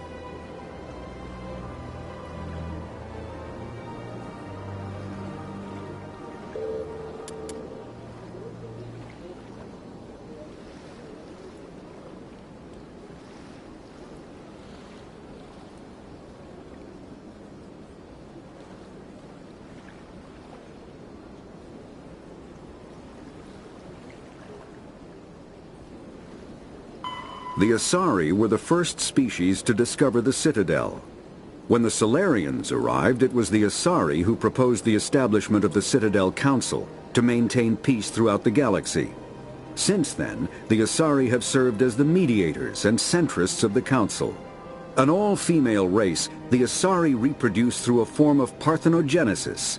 They can attune their nervous system to that of another individual of any gender and of any species to reproduce.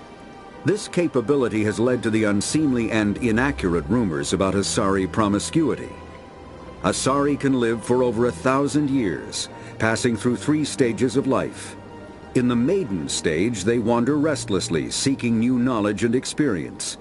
When the matron stage begins, they meld with interesting partners to produce their offspring. This ends when they reach the matriarch stage, where they assume the roles of leaders and counselors.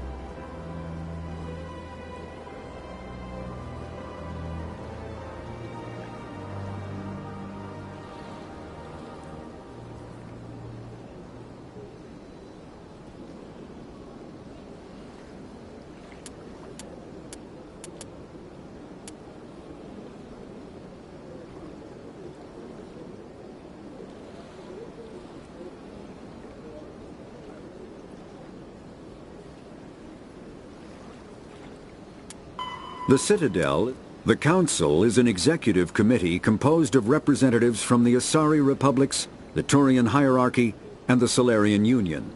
Though they have no official power over the independent governments of other species, the Council's decisions carry great weight throughout the galaxy. No single Council race is strong enough to defy the other two, and all have a vested interest in compromise and cooperation. Each of the Council species has general characteristics associated with the various aspects of governing the galaxy. The Asari are typically seen as diplomats and mediators. The Solarians gather intelligence and information.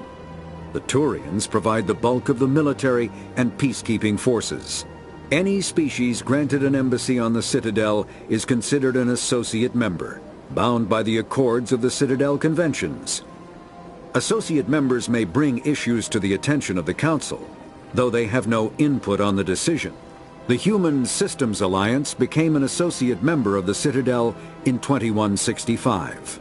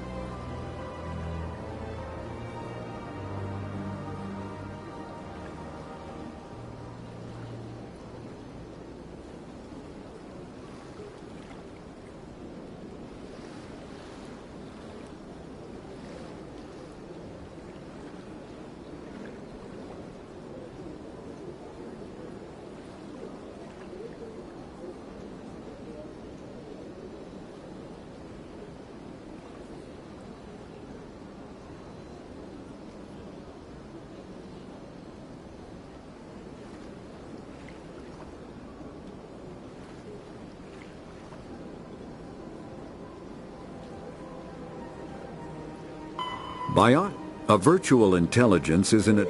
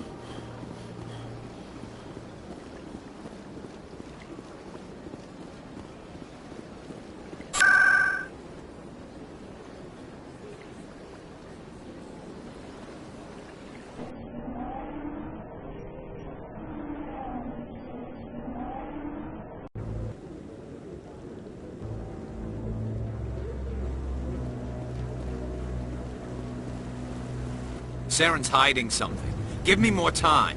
Stall them. Stall the Council? Don't be ridiculous. Your investigation is over, Garrus.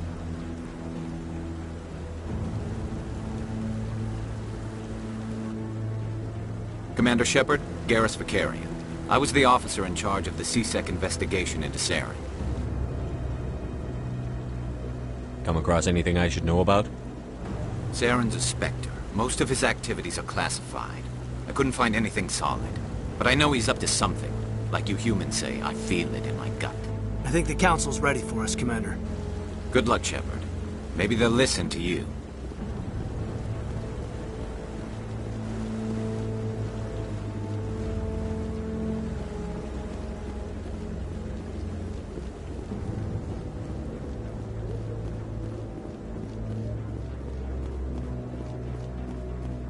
Don't be ridiculous.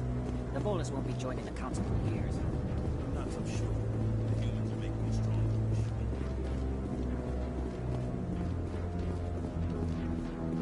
The hearing's already started. Come on.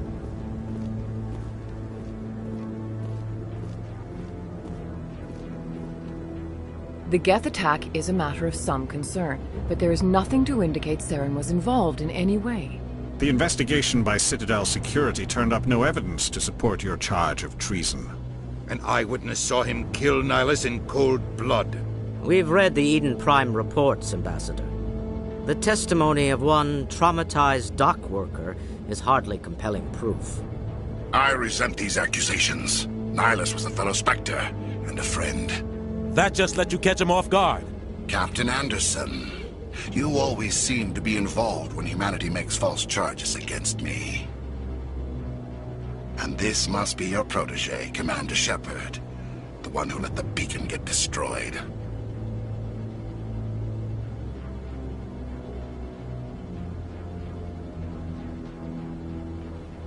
You're the one who destroyed the beacon.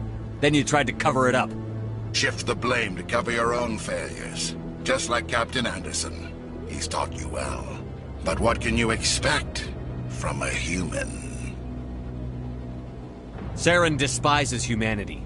That's why he attacked Eden Prime. Your species needs to learn its place, Shepard. You're not ready to join the Council. You're not even ready to join the Spectres. He has no right to say that. That's not his decision. Shepard's admission into the Spectres is not the purpose of this meeting. This meeting has no purpose. The humans are wasting your time, Counselor, and mine. You can't hide behind the Council forever. There is still one outstanding issue. Commander Shepard's vision. It may have been triggered by the beacon. Are we allowing dreams into evidence now? How can I defend my innocence against this kind of testimony? I agree. Our judgment must be based on facts and evidence, not wild imaginings and reckless speculation. Do you have anything else to add, Commander Shepard? You've made your decision. I won't waste my breath.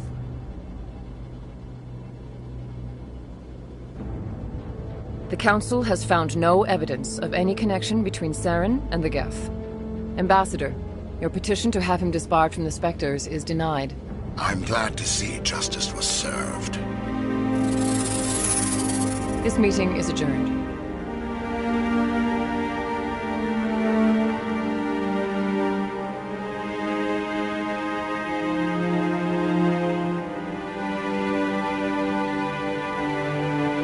It was a mistake bringing you into that hearing, Captain. You and Saren have too much history. It made the Council question our motives. I know Saren. He's working with the Geth for one reason. To exterminate the entire human race. Every colony we have is at risk. Every world we control is in danger. Even Earth isn't safe.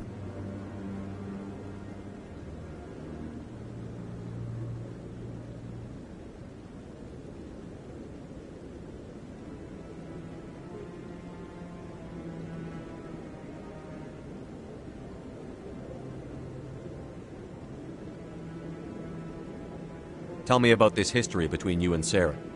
I worked with him on a mission a long time ago. Things went bad. Real bad. We shouldn't talk about this here. But I know what he's like. And he has to be stopped. What's our next step? As a Spectre, he's virtually untouchable. We need to find some way to expose him. What about Garrus, that CSEC investigator? We saw him arguing with the Executor. That's right. He was asking for more time to finish his report. Seems like he was close to finding something on Saren. Any idea where we could find him? I have a contact in CSEC who can help us track Garrus down. His name is Harkin. Forget it. They suspended Harkin last month, drinking on the job. I won't waste my time with that loser. You won't have to. I don't want the Council using your past history with Saren as an excuse to ignore anything we turn up. Shepard will handle this. You can't just cut Captain Anderson out of this investigation. The Ambassador's right. I need to step aside. I need to take care of some business. Captain, meet me in my office later. Harkin's probably getting drunk at Cora's Den. It's a dingy little club in the lower section of the wards. Maybe there's another way to find evidence against Saren. You should talk to Barla Vaughn over in the financial district. Rumor has it he's an agent for the Shadow Broker. The Shadow Broker? An information dealer. Buys and sells secrets to the highest bidder. I've heard Barla Vaughn's one of the top representatives. He might know something about Saren. But his information won't come cheap. You and Saren have a history. What happened? About 20 years ago, I was part of a mission in the Skillian Verge. I was working with Saren to find and remove a known terrorist threat. Saren eliminated his target, but a lot of people died along the way, innocent people. And the official records just covered it all up. But I saw how he operates. No conscience, no hesitation. He'd kill 1,000 innocent civilians to end a war without a second thought.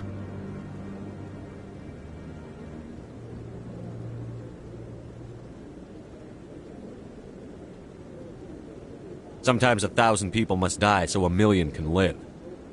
But only if there's no other way. Saren doesn't even look for another option. He's twisted, broken.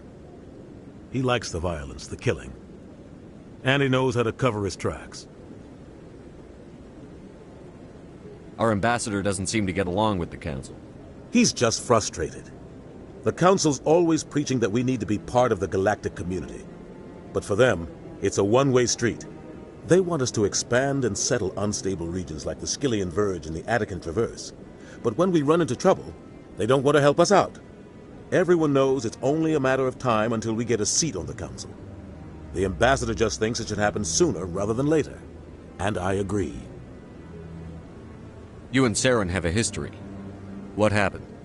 About 20 years ago, Saren eliminated, but I saw how he operated. I should go. Good luck, Shepard. So, this is where the Council passes judgment on all us little folk, huh?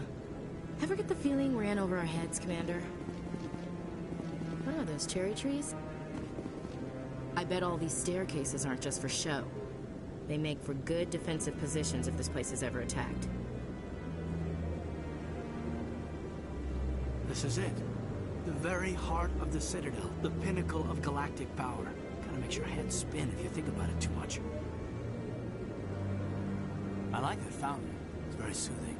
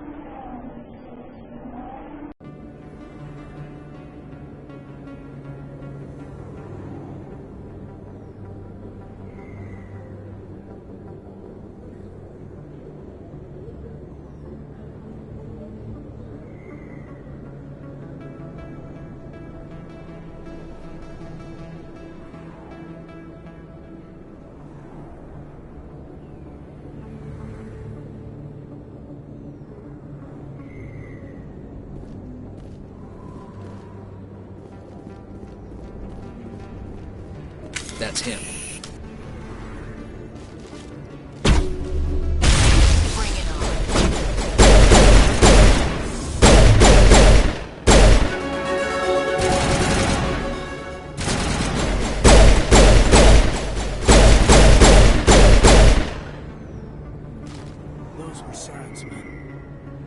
Think we got him, Commander.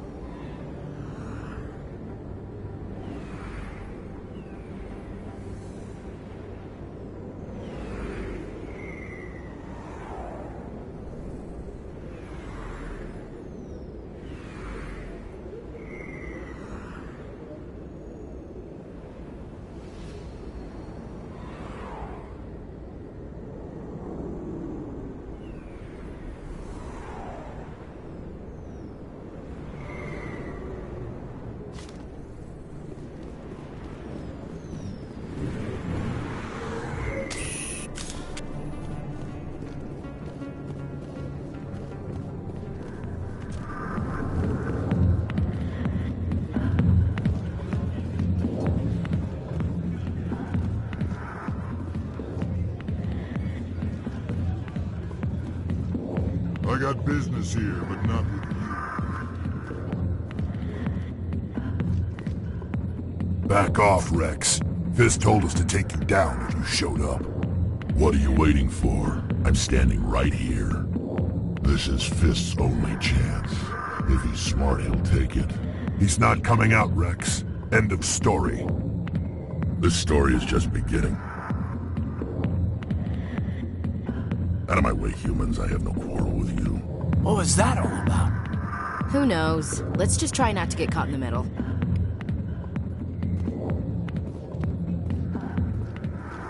Alliance military. I could have been a Marine, you know. Instead, I joined the goddamn Citadel security. Biggest mistake of my life. Harkin, right? I was told you could help me find someone. A Turian C-Sec officer named Garrus. Garrus? You must be one of Captain Anderson's crew. Poor bastard, still trying to bring Saren down, eh? I know where Garrus is, but you gotta tell me something first. Did the captain let you in on his big secret? Is there something I should know about the captain? The captain used to be a Spectre. Didn't know that, did you? It was all very hush-hush. The first human ever given that honor, and then he blew it. Screwed up his mission so bad they kicked him out. Of course, he blames Saren. Says the Turians set him up.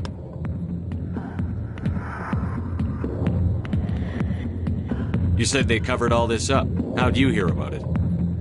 I spent 20 years working cases here on the Citadel. People on this station love to talk. Secrets are like herpes. If you got them, you might as well spread them around. Why'd they kick him out?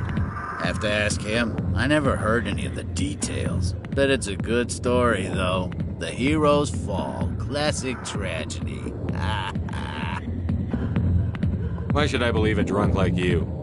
Fine, ask Anderson. I bet he tells you. He's too stupid and proud to lie right to your face. Just tell me where Garrus went. Garrus was sniffing around Dr. Michelle's office. She runs the med clinic on the other side of the wards. Last I heard, he was going back there.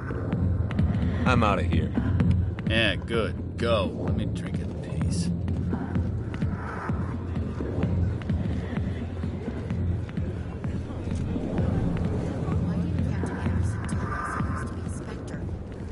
Maybe it's not true. Harkin's an ass. Then he's just messing with our heads. You're probably right.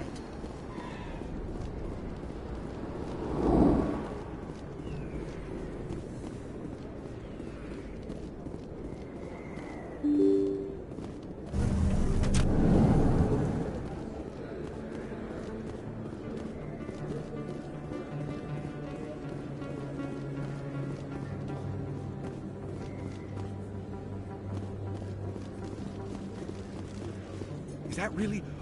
Wow! You're Commander Shepard, the hero of Eden Prime. I am so honored to meet you. Nice to meet you. And you are? My name is Conrad. Conrad Werner. They say you killed more than 100 Geth on Eden Prime. I spend most of the time trying to stay alive and help the colonists. Hey, I know you're probably busy, but do you have time for a quick autograph?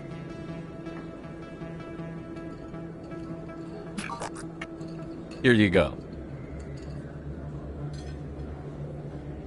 Thanks. I really appreciate it. My wife is going to be so impressed. I'll let you get back to work. But next time you're on Earth, I'd love to buy you a drink. Thanks again!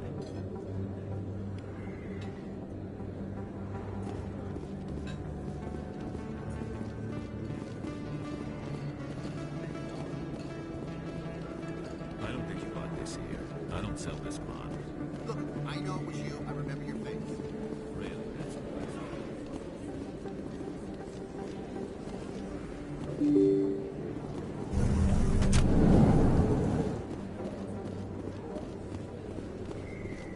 Commander Shepard? Excuse me, Commander Shepard? I'm Emily Wong. I'm an investigative journalist working here on the Citadel. Could I have a moment of your time? What do you need? I've been hunting for evidence of corruption and organized crime on the Citadel, but there are places I can't go. I was hoping you might share anything you find during your own investigation. I can make it worth your time. Sounds like a good cause. If I find any information, it's yours. Thank you, Commander. You won't regret it.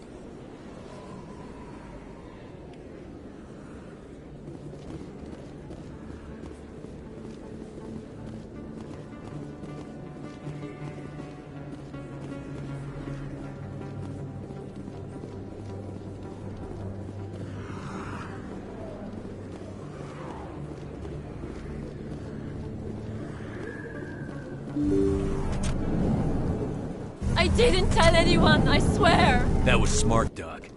Now if Garrus comes around, you stay smart. Keep your mouth shut or we'll... Who are you? Let her go. Ah!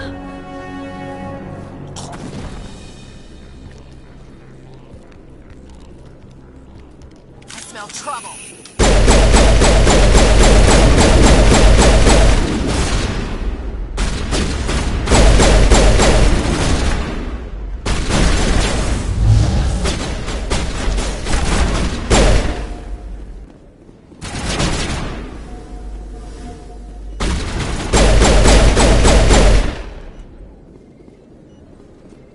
Perfect timing, Shepard. Gave me a clear shot at that bastard. What were you thinking? You could have hit the hostage. There wasn't time to think. I just reacted. I didn't mean to... Dr. Michelle, are you hurt? No, I'm okay. Thanks to you. All of you. Why were they threatening you? Who do they work for? They work for Feast. They wanted to shut me up, keep me from telling Garrus about the Quarian. What Quarian? A few days ago, a Quarian came by my office. She'd been shot, but she wouldn't tell me who did it. I could tell she was scared, probably on the run. She asked me about the Shadow Broker. She wanted to trade information in exchange for a safe place to hide. Then what? I put her in contact with Fist. He's an agent for the Shadow Broker. Not anymore. Now he works for Saren. And the Shadow Broker isn't too happy about it. Fist betrayed the Shadow Broker? That's stupid even for him. Saren must have made him quite the offer. That Quarian must have something Saren wants. Something worth crossing the Shadow Broker to get. She must have something that proves he's a traitor. Did the Quarian mention anything about Saren or the Geth? She did. The information she was going to trade. She said it had something to do with the Geth. She must be able to link Saren to the Geth. There is no way the Council can ignore this. Time we paid Fist a visit. This is your show, Shepard. But I want to bring Saren down as much as you do. I'm coming with you. You're a Turian. Why do you want to bring him down? I couldn't find the proof I needed in my investigation, but I knew what was really going on. Saren is a traitor to the Council and a disgrace to my people. Welcome aboard, Garrus. You know, we aren't the only ones going after Fist. The Shadow Broker hired a Krogan bounty hunter named Rex to take him out. Yeah, we saw him in the bar. A Krogan might come in handy. Last I heard, he was at the C-Sec Academy. What's he doing there? Fist accused him of making threats. We brought Rex in for a little talk. If you hurry, you can catch him at the Academy before he leaves. Move out.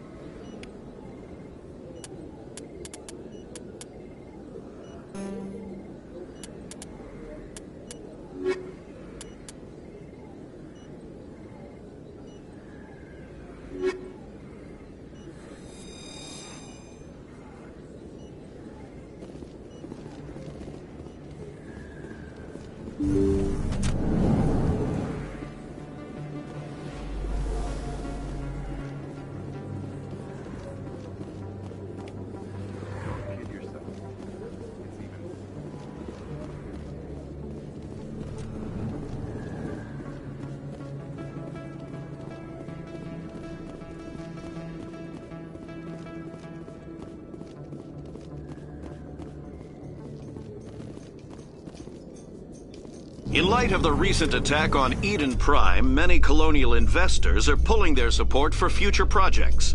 Proponents of expanded human colonization insist that Eden Prime was an isolated case. Nevertheless, colonist enrollment has dropped sharply. Many colonial proposals are on hold until backers have some reassurance that human colonies will be adequately protected.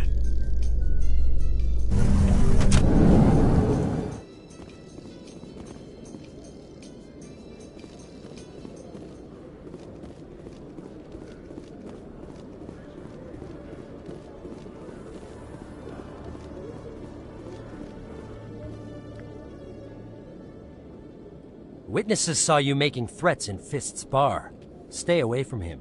I don't take orders from you. This is your only warning, Rex. You should warn Fist. I will kill him. You want me to arrest you? I want you to try.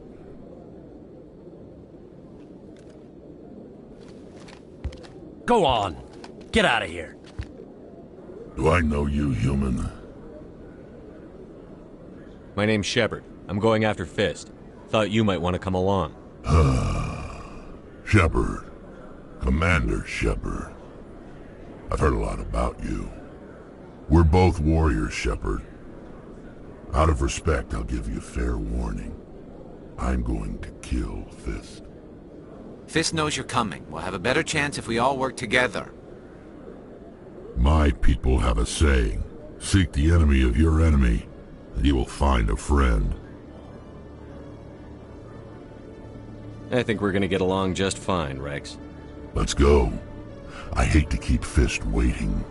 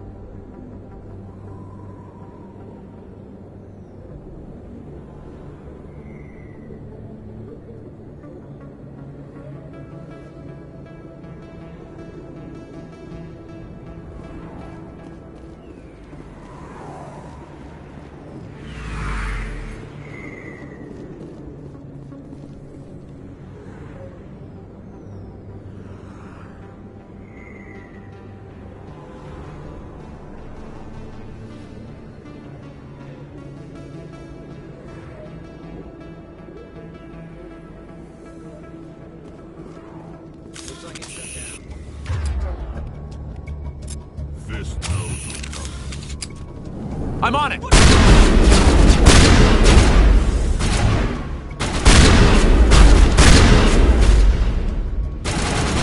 Shield's disabled.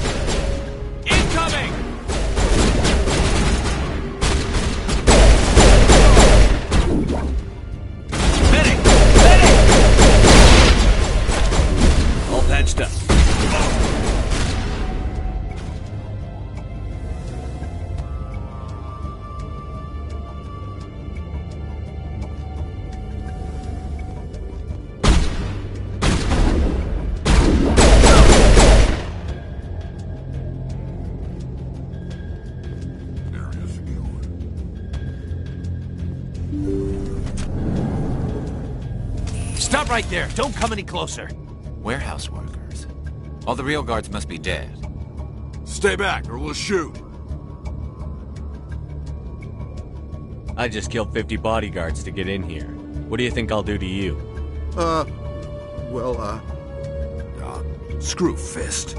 He doesn't pay us enough for this. It would have been quicker to just kill them. Shooting people isn't always the answer.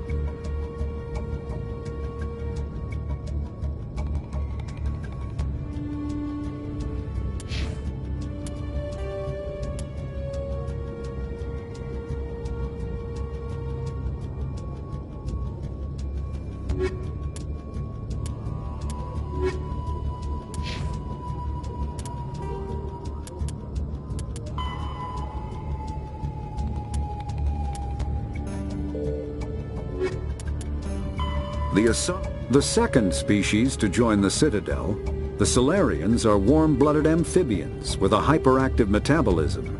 Salarians think fast, talk fast, and move fast. To Salarians, other species seem sluggish and dull-witted. Unfortunately, their metabolic speed leaves them with a relatively short lifespan. Salarians over the age of 40 are a rarity. The Salarians were responsible for advancing the development of the primitive Krogan species to use as soldiers during the Rachni Wars. They were also behind the creation of the genophage bioweapon the Turians used to quell the Krogan rebellions several centuries later. Salarians are known for their observational capability and non-linear thinking. This manifests as an aptitude for research and espionage. They are constantly experimenting and inventing, and it is generally accepted that they always know more than they are letting on.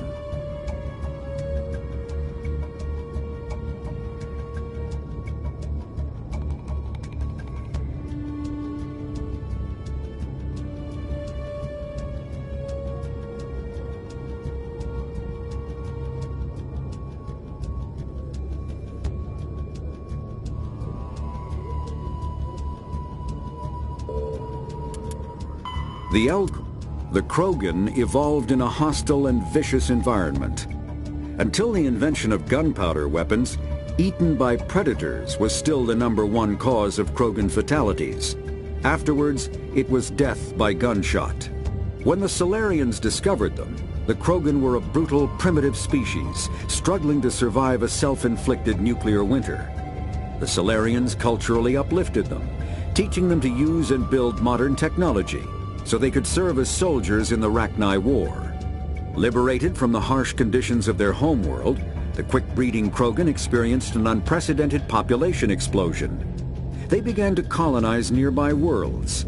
Even though these worlds were already inhabited, the Krogan rebellions lasted nearly a century, only ending when the Turians unleashed the Genophage, a Solarian-developed bioweapon that crushed all Krogan resistance.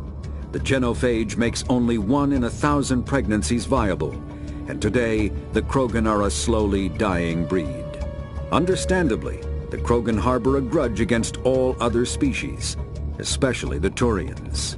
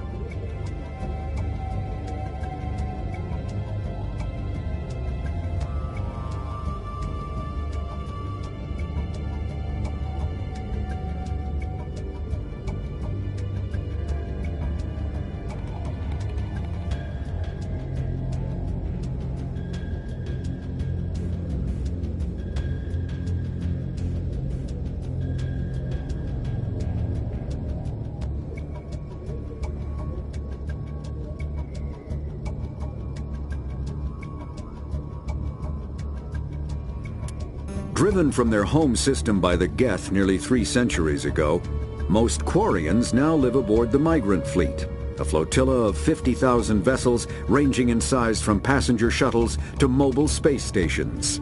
Home to 17 million Quarians, the flotilla understandably has scarce resources. Because of this, each Quarian must go on a rite of passage known as the Pilgrimage when they come of age. They leave the fleet and only return once they have found something of value they can bring back to their people. Other species tend to look down on the Quarians for creating the Geth and for the negative impact their fleet has when it enters a system. This has led to many myths and rumors about the Quarians, including the belief that underneath their clothes and breathing masks, they are actually cybernetic creatures, a combination of organic and synthetic parts.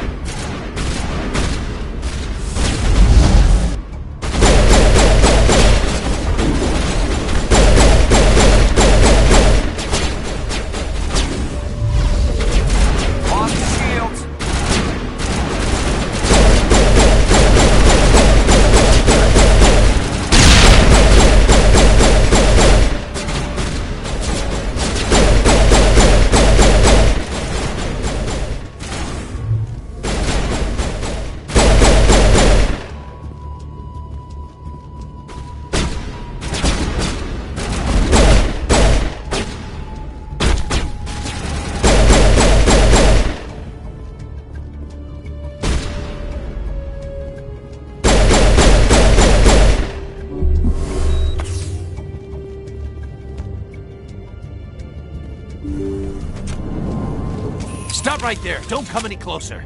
Warehouse workers. All the real guards must be dead. Stay back or we'll shoot. I just killed 50 bodyguards to get in here. What do you think I'll do to you? Screw Fist. He doesn't pay us enough for this. It would have been quicker to just kill them. Shooting people isn't always the answer.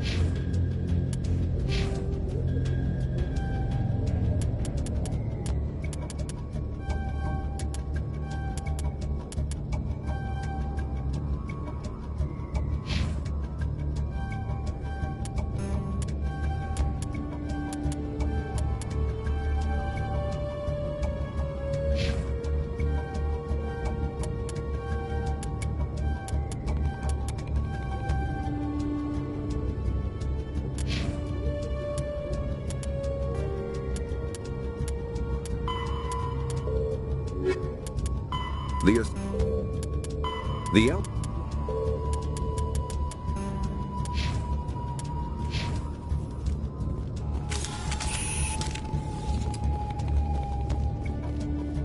Why do I have to do everything myself? Time to die, little soldiers.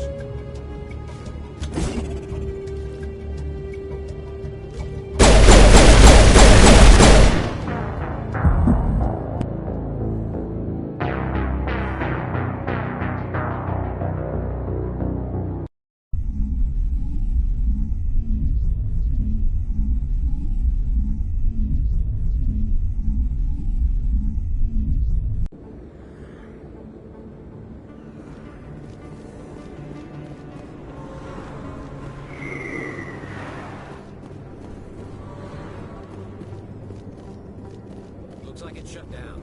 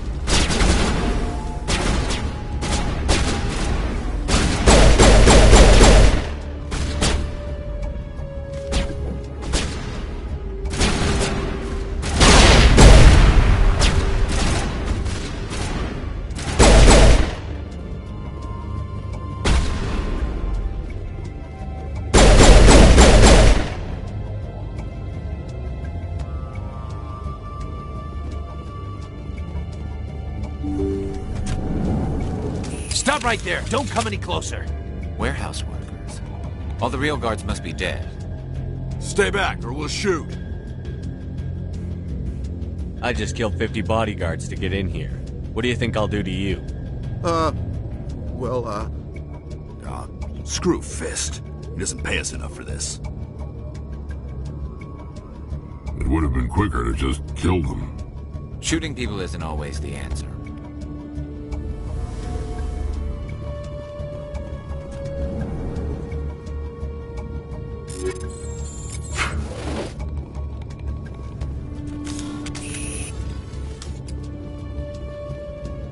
Why do I have to do everything myself?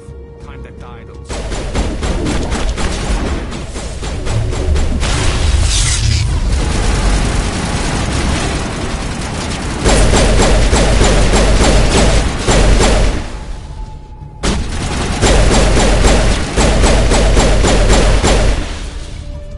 Wait! Don't kill me, I surrender!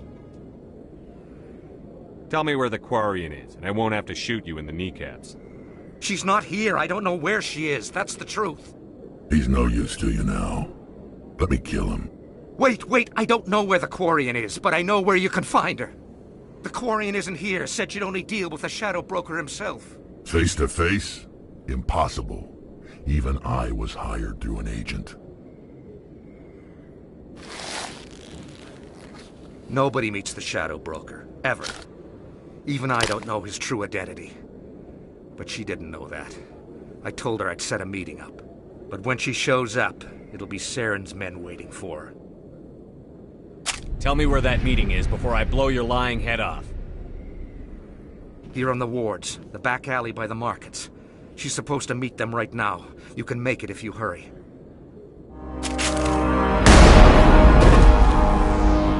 What are you doing? The Shadow Broker paid me to kill him. I don't leave jobs half done. A lot of people died because of him. He had it coming. Now let's move. We have to save that Quarian.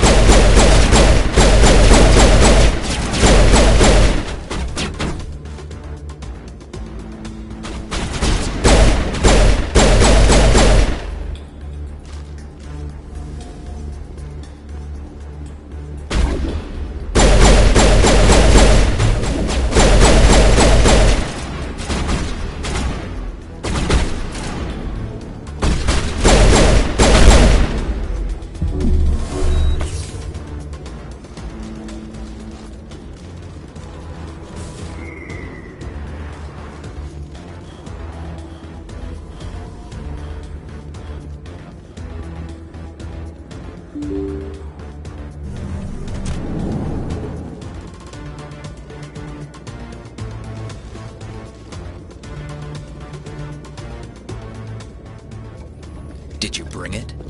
Where's the Shadow Broker? Where's Fist? They'll be here. Where's the evidence? No way. The deal's off.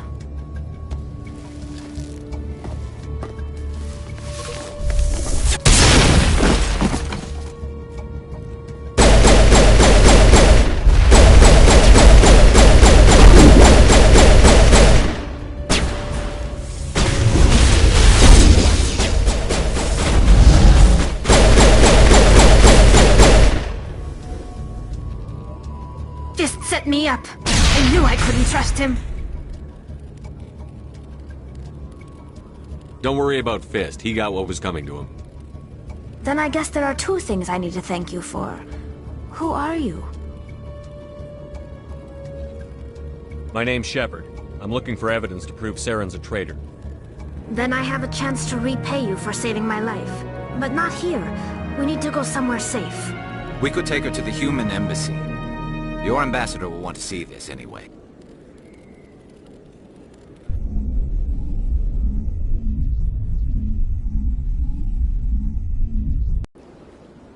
You're not making my life easy, Shepard.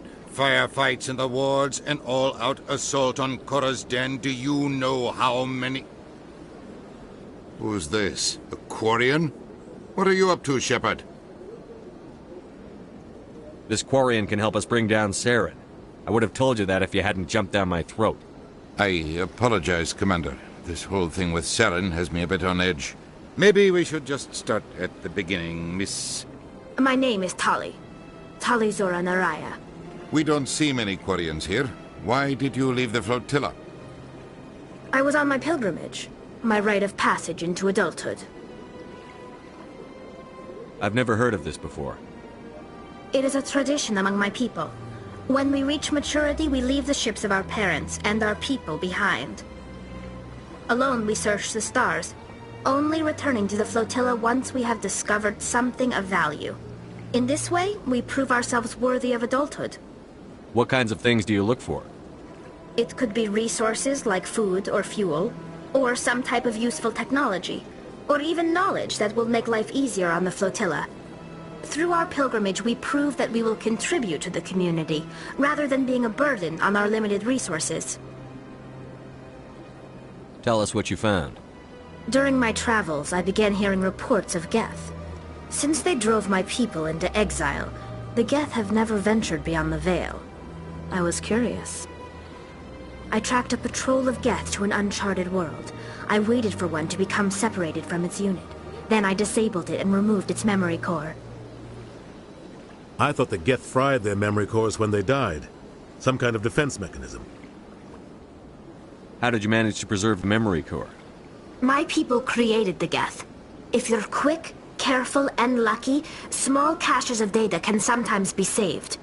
Most of the core was wiped clean, but I salvaged something from its audio banks. Eden Prime was a major victory. The beacon has brought us one step closer to finding the conduit. That's Saren's voice. This proves he was involved in the attack. He said Eden Prime brought him one step closer to finding the conduit. Any idea what that means? The conduit must have something to do with the beacon. Maybe it's some kind of Prothean technology. Like a weapon. Wait, there's more.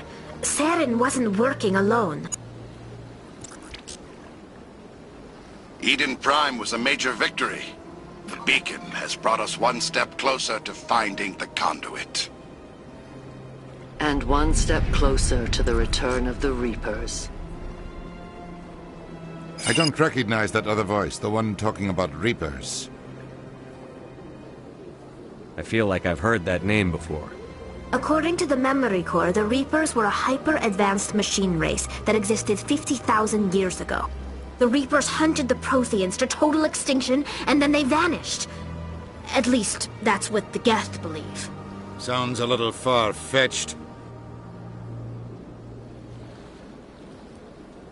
The vision on Eden Prime. I understand it now.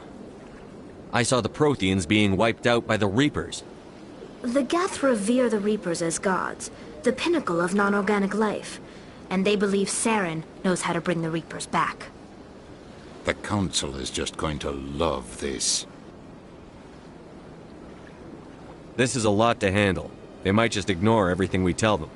No matter what they think about the rest of this, those audio files prove Saren's a traitor.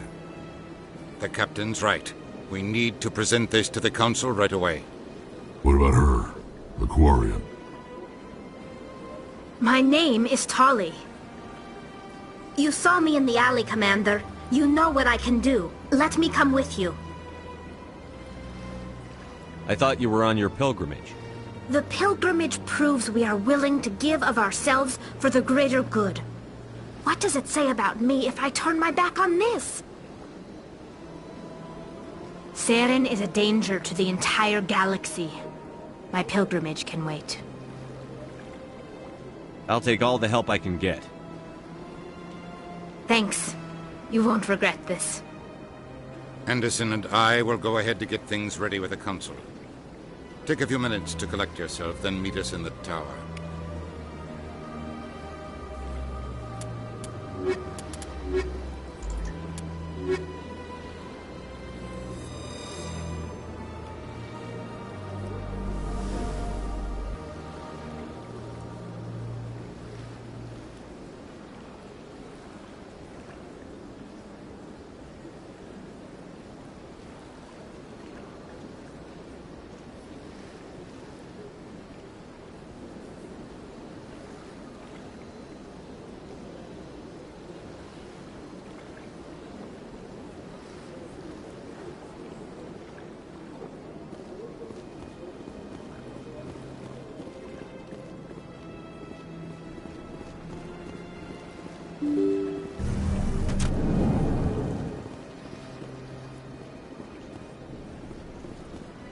Excuse me, Commander Shepard. Could you speak? Commander Shepard, my name is Samesh Bhatia. Forgive the intrusion, but I have nowhere else to turn. What do you need? My wife was a Marine. She was in the 212 on Eden Prime. I've requested that my wife's body be returned to me for cremation, but the military has refused my request. Why did they refuse your request? There's got to be some reason. I don't know. All I know is that they have declared it impossible for my wife to be returned to me. There's no reason for your wife's body to be held like this. Just wait here. The man in charge of my case is Mr. Bosker. When I last saw him, he was in the expensive bar over there. Thank you for your time. I just want to give my wife a proper funeral, and the respect she deserves.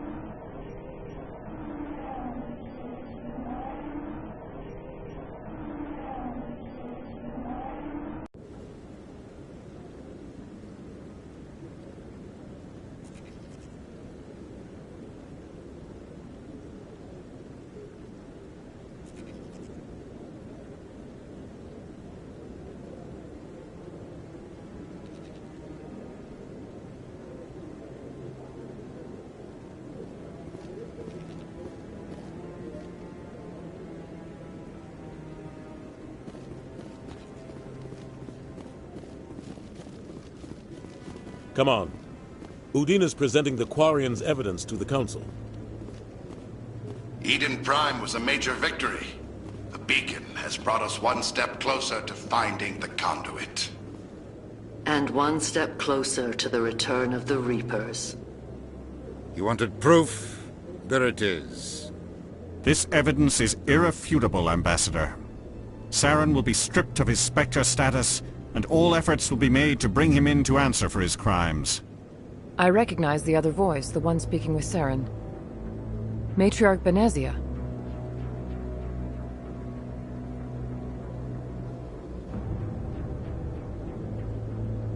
Who's she? Matriarchs are powerful Asari who have entered the final stage of their lives. Revered for their wisdom and experience, they serve as guides and mentors to my people. Matriarch Benezia is a powerful biotic, and she had many followers. She will make a formidable ally for Saren. I'm more interested in the Reapers. What do you know about them? Only what was extracted from the Geth's memory core. The Reapers were an ancient race of machines that wiped out the Protheans. Then they vanished. The Geth believe the Reapers are gods, and Saren is the prophet for their return. We think the conduit is the key to bringing them back. Saren's searching for it. That's why he attacked Eden Prime. Do we even know what this conduit is? Saren thinks it can bring back the Reapers. That's bad enough. Listen to what you're saying. Saren wants to bring back the machines that wiped out all life in the galaxy? Impossible. It has to be. Where did the Reapers go? Why did they vanish? How come we found no trace of their existence? If they were real, we'd have found something. I tried to warn you about Saren, and you refused to face the truth. Don't make the same mistake again. This is different. You proved Saren betrayed the Council. We all agree he's using the Geth to search for the conduit, but we don't really know why. The Reapers are obviously just a myth, Commander. A convenient lie to cover Saren's true purpose. A legend he is using to bend the Geth to his will.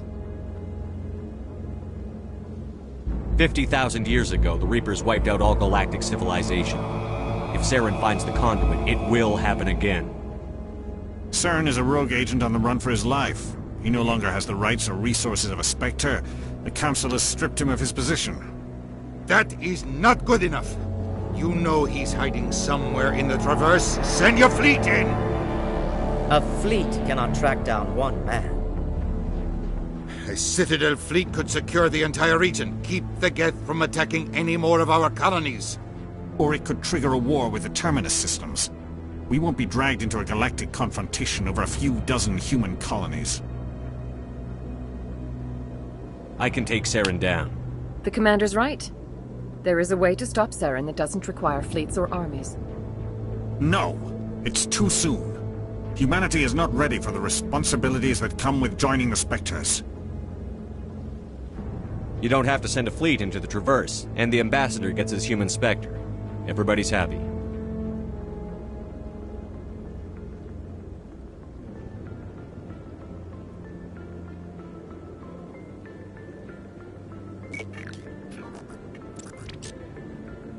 Commander Shepard, step forward.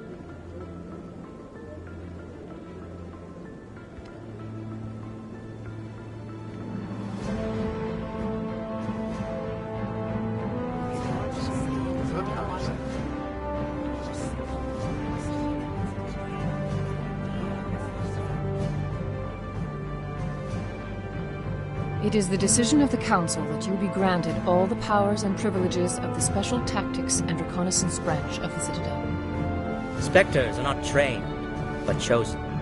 Individuals forged in the fire of service and battle. Those whose actions elevate them above the rank and file. Spectres are an ideal, a symbol, the embodiment of courage, determination, and self-reliance. They are the right hand of the Council, instruments of our will. Spectres bear a great burden. They are protectors of galactic peace, both our first and last line of defense. The safety of the galaxy is theirs to uphold. You are the first human Spectre, Commander. This is a great accomplishment for you and your entire species.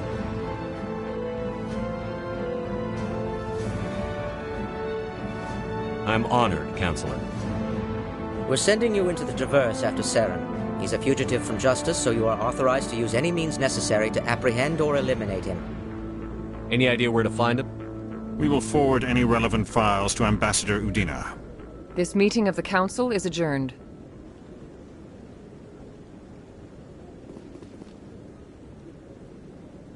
Congratulations, Commander. We've got a lot of work to do, Shepard. You're going to need a ship, a crew, supplies. You'll get access to special equipment and training now. You should go down to the C-Sec Academy and speak to the Spectre Requisitions Officer. Anderson, come with me. I'll need your help to set all this up.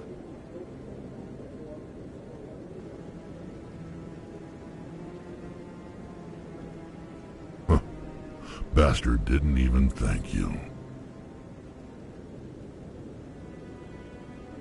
Until I find Saren, I haven't done anything. Come on. Right behind you, Shepard.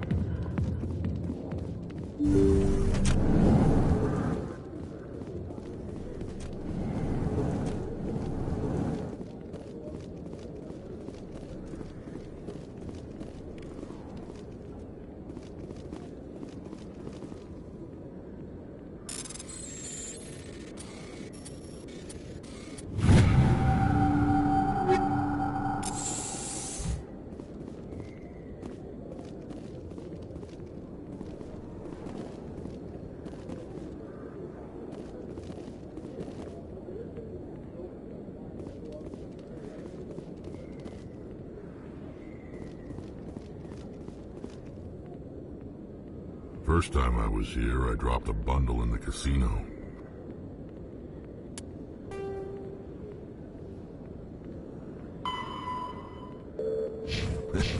Got so mad I put my fist through one of the machines.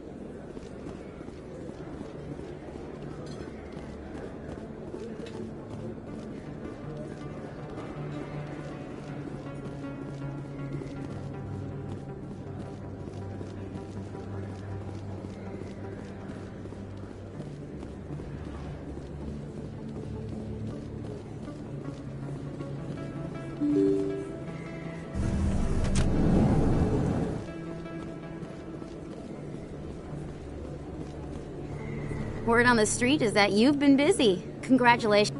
I was sure he was a big player in anything going on here. Did you find anything in his office that could help me? These OSDs might have the information you're looking for. You've got Fist files? This could be even bigger than I'd hoped. Here, Commander, for your trouble. What would my future cooperation be worth? Say, an interview when my investigation is over? Exclusive? You talk to me before you talk to anyone else? That would be worth quite a bit, and I'd be very happy to compensate you accordingly. Here you are. Now, if you'll excuse me, I should go see what's on these discs.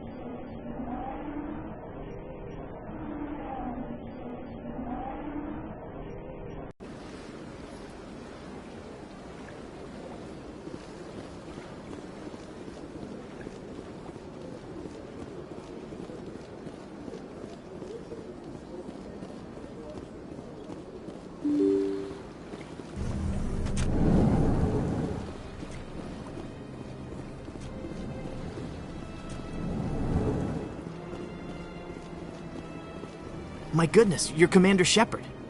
Your activities made for quite a briefing in the Diplomatic Corps. Is there something I can do to assist you? You can cut the red tape for a grieving husband. I want you to release the body of Nirali Bhatia. Commander, nothing would make me happier. I'm afraid, though, that it's not quite that simple. Serviceman Nirali Bhatia died on Eden Prime, as Mr. Bhatia no doubt told you. Her wounds are inconsistent with any type of weapon damage we've seen before. That is why her body is being held. I don't care how badly the Geth mangled the body. It's the husband's right to claim her. We are not holding Nirali Bhatia's body out of discretion.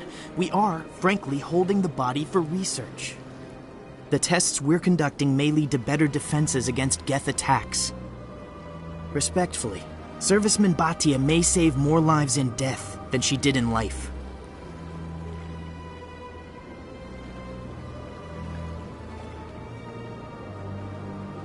You know who and what I am. If I want Nerali Batya, I can get her.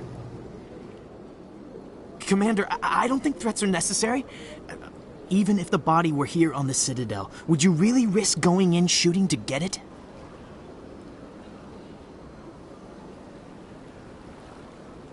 The Marine's name was Nerali Batya. If you want to cut her up, you call her by name. All right, Commander. You win. It was hard enough refusing Mr. Batya. I'm not going to risk an incident by refusing you. Tell Samesh that the body is being shipped back to Earth. I'll go now to see to it myself.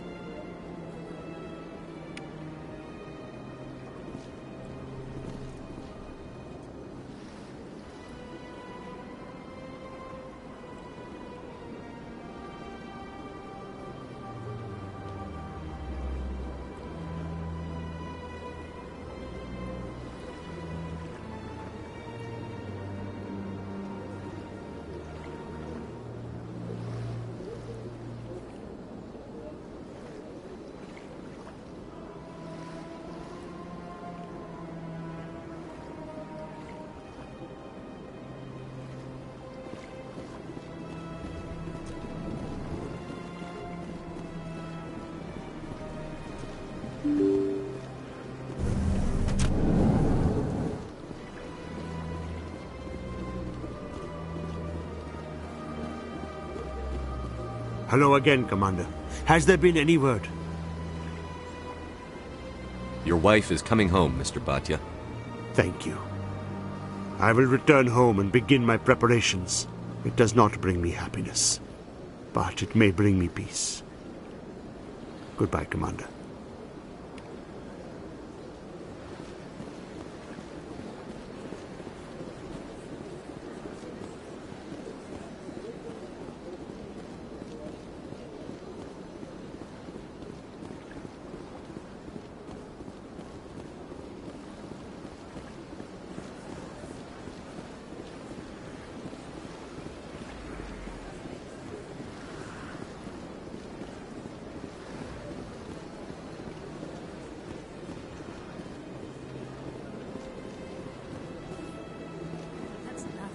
I've had my office rearranged 5 times. 5 times? Why?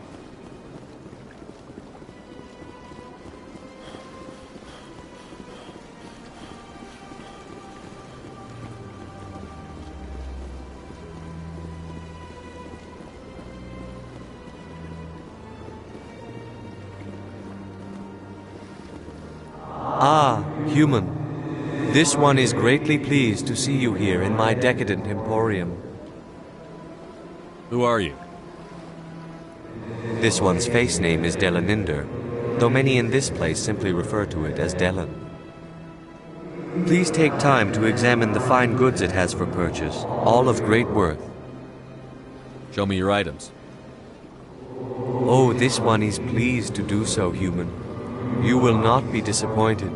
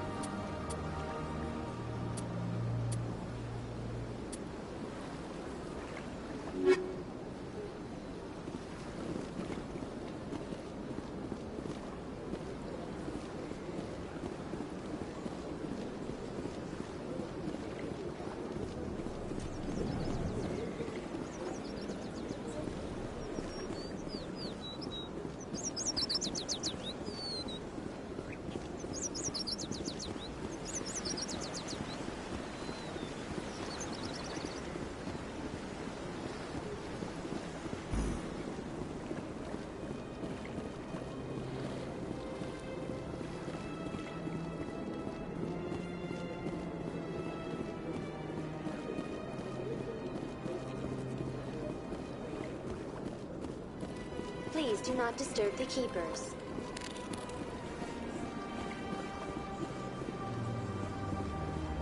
I've told you before, you're not allowed in here. This one believes it has the right to move freely through. That Hanar refuses to listen to reason. Why can't it act in an orderly and lawful manner?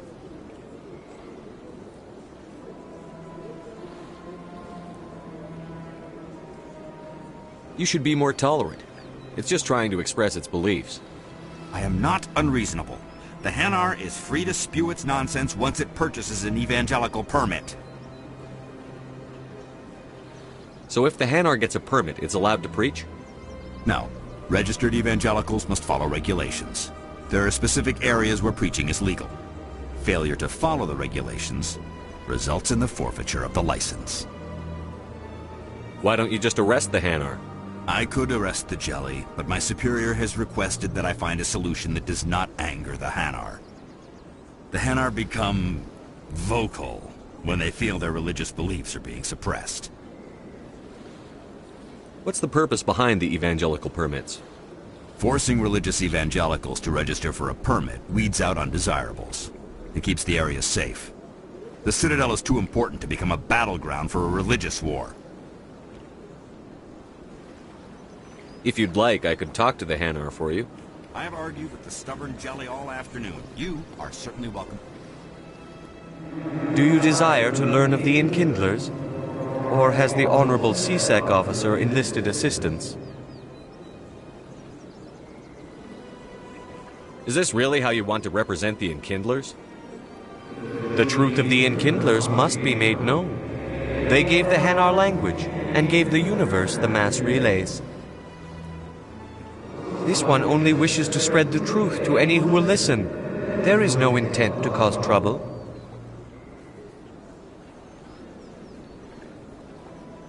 Is this how the Enkindlers would want you to use this gift of consciousness? The Enkindlers would wish for their message to be spread to all sentient races.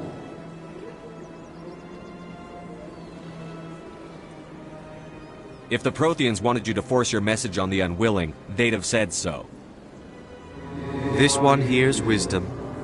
Perhaps enthusiasm has clouded judgment in this matter. This one departs now, and will not intrude upon the Presidium again. I see the Hanar is left. Thank you. Somebody needed to set that thing straight, and it obviously wasn't going to be you.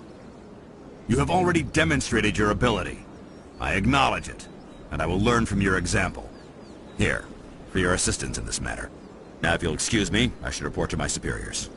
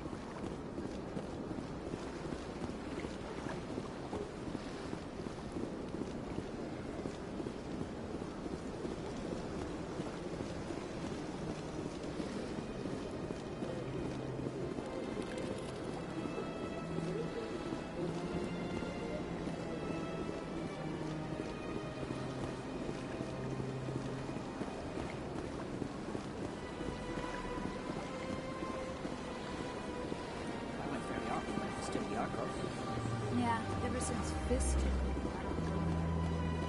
Seems like all the best matches have been. Welcome. I am Nelina. I don't recognize you as one of our expected clients today. Would you like me to see when the consort will be able to meet with you? Can't I just go in? I'm afraid not. Yeah, you must understand there are many who seek the consort services. But if you wish to leave your name, she'll make every effort to meet with you.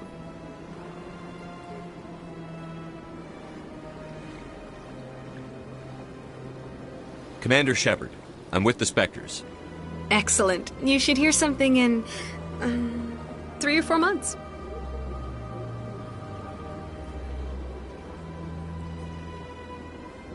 Nobody's worth that much of a wait. Well, that's not for me to judge. I have your name and you'll be contacted. Is there anything else? What do you do here, Nelina? I'm one of the consort's acolytes. Many of the people here today will not see the consort, but they expect to be attended to just the same. It's our job to ensure that they leave contented. What exactly do you attend to? Well, each acolyte has her unique abilities. Some soothe with song, others with conversation. As much as possible, we seek to match the needs of our clients to the skills of our acolytes. My specialty is touch. My fingertips can find every tension point in your body and relieve it. I'd like to try out your services. Excellent. I'll add you to our client list. We should be able to see you in 3 or 4 months.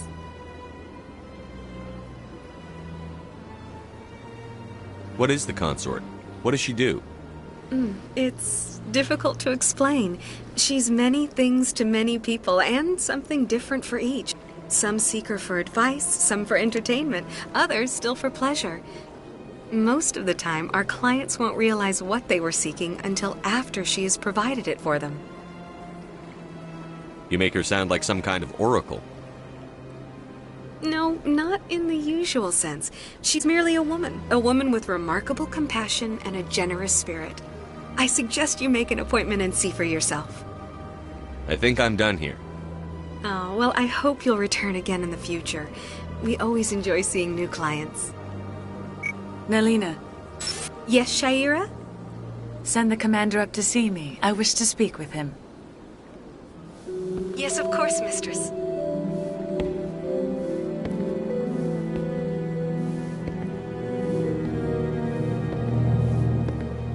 Huh. It appears the consort has taken notice of you. She'd like to meet with you now. Where do I go? Just head upstairs. She'll be waiting for you.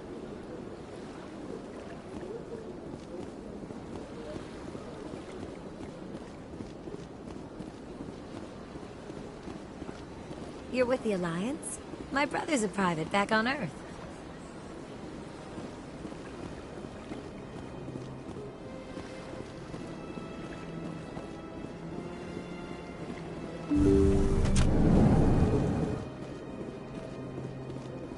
That is close enough, Commander.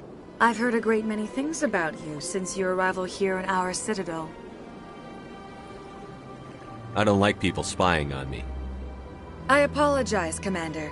I make it my business to know when important people arrive on the station. Many of them become clients. But that is not why I asked you here. I have a certain problem that could use your expertise. Maybe I can help.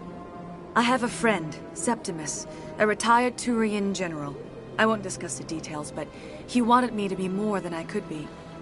We had a falling out. Now he spends his days in Korra's den, drinking and spreading lies about me. If you would speak to him as a fellow soldier, I believe he will listen to you and let the matter be. What happened between you? I respect his privacy too much to go into the details. If he wishes to tell you what happened, that is his prerogative. What exactly do you want me to tell him? Appeal to his sense of honor. Remind him of his position as a general. If you can convince him to stop spreading lies about me, I would be very grateful. Now I must ask you to take your leave.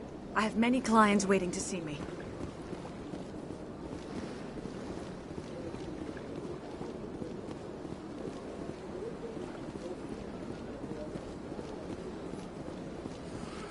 admit I'm a little nervous. That's understandable. Many are a little unsure what to expect their first time. Don't get me wrong. I've only heard good things about the consort. It's just... The unknown forces us out of our comfort zone. It forces us to be vulnerable. Exactly. That's just what I was thinking. Good. Then we are ready to begin.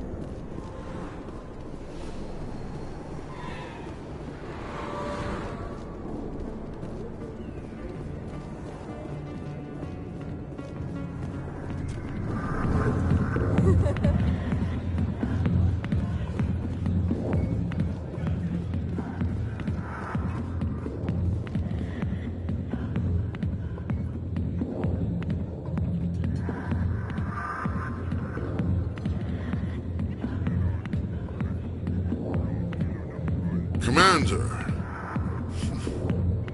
What do you want? I'm here on Shaira's behalf.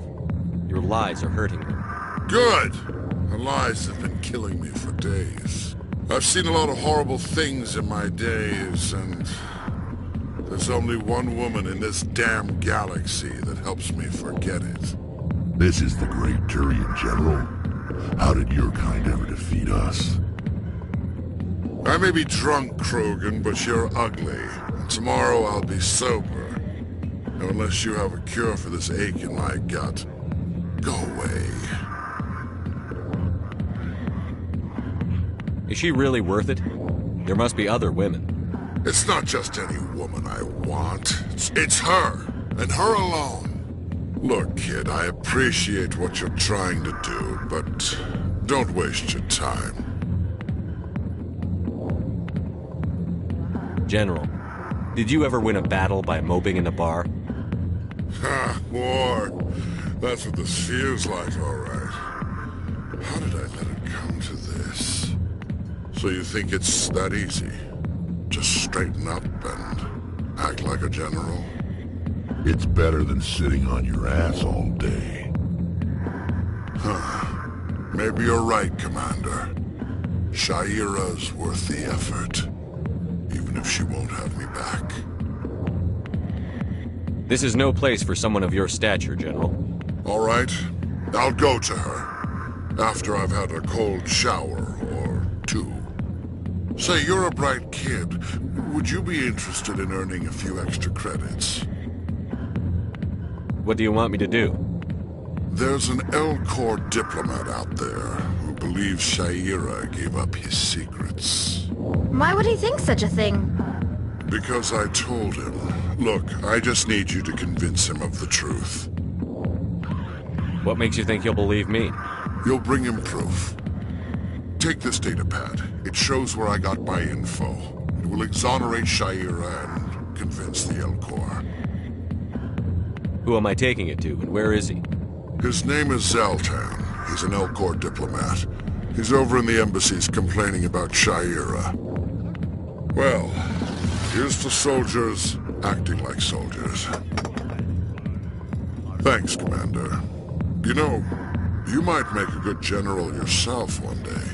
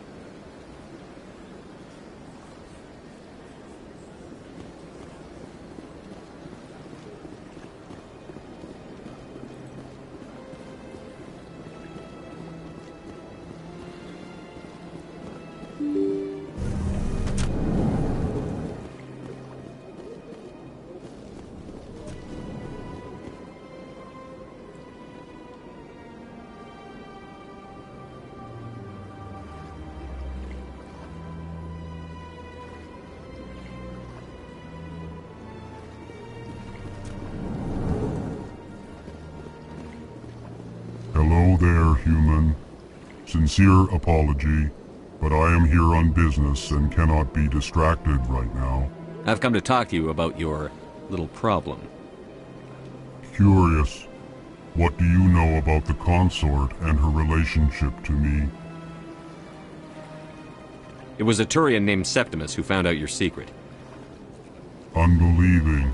I know this Septimus, and he could not learn my secrets. The only way he could learn them... You are mistaken. See this here if you don't believe us. Confused. This is difficult to fathom. If the Turian could learn this on his own, dismayed, anyone can discover my secret.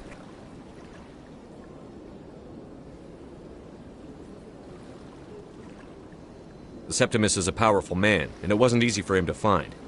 Relieved. I suppose you are correct, human. Thank you for this information. Startled realization. I must speak with the consort. She will be most displeased with my actions. Anxious request. Please, human, if you will excuse me, I must go now. So long. Farewell, human. Thankful. That was a great thing you did, Commander. Approving. You see, Din, not all humans are as you say. I'm sure the Earth Clan stands to profit from this in some way.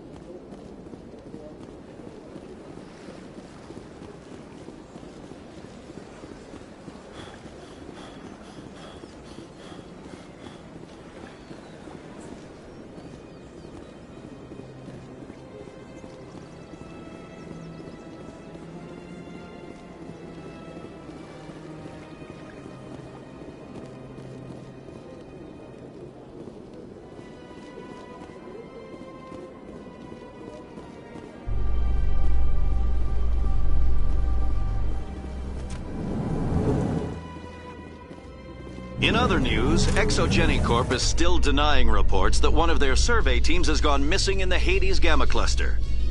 When asked why communication with the survey team was suddenly cut off last week, company officials refused to comment.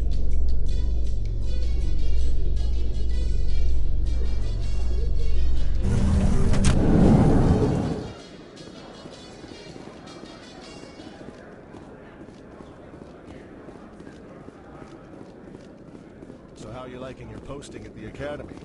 It's good. Busy, though. I can't believe how many people you get coming in from the wards. Yeah, it's the busiest station on the Citadel. Never get...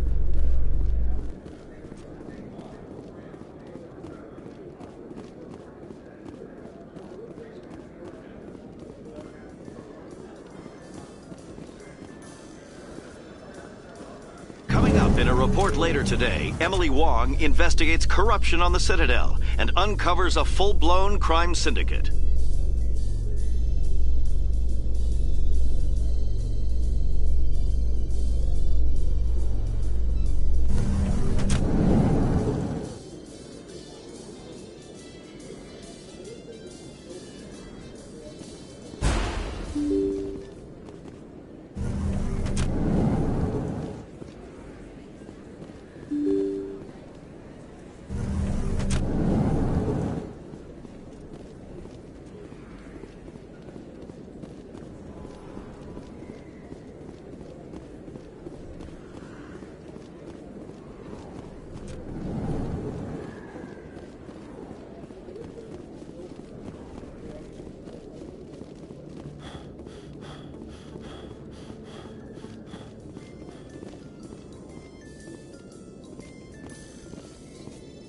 A Solarian excavation team has run into an unexpected problem after unearthing a Prothean dig site.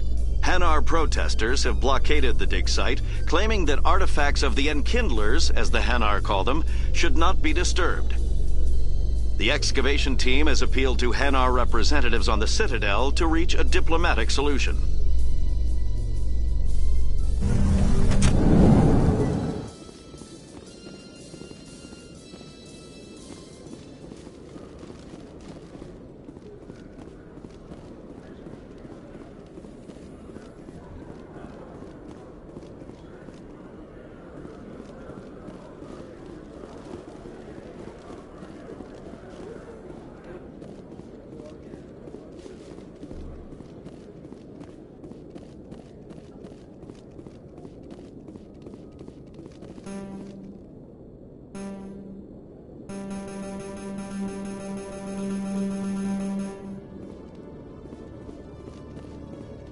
Okay, Jalid.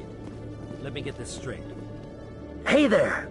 Oh, you're not C-Sec, are you? Did you want something? What were you trying to explain to the officer before? My colleague is trying to kill me, and I thought we were friends. How do you know he wants you dead? He's changed. He won't talk to me at work anymore, and he started following me. Yesterday, he followed me all the way home, just waiting for a chance. I don't care what anyone thinks. He wants me gone. I know it. Is there something I can do? Talk to your friend, maybe? Would you? That's all I want. Someone to talk to him. Tell him to leave me alone. He thinks he can just push me around, but you'll show him, won't you? Just tell me where he is and I'll go find him. Oh, right. Well, he wanted to meet with me down in the wards near the markets. He said he just wanted to talk, but I know better. His name's Shorban. He's a Solarian. You shouldn't have any trouble. He's just a scientist. I've met some dangerous scientists in my time. I suppose you're right. Well, good luck. Let me know what he says.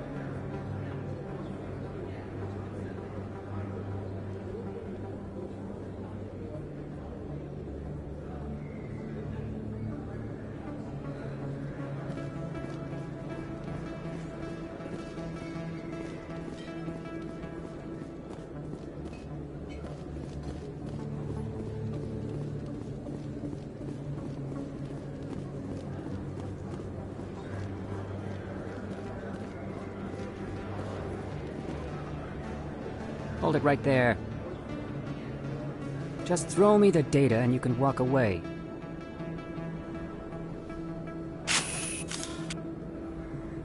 Drop your weapons, now. I don't think so, human. I'll ask you one more time. Give me the data and you and Jalid will live to see another day. There's no need to let things get out of hand. Fine. Have it your way. Boys?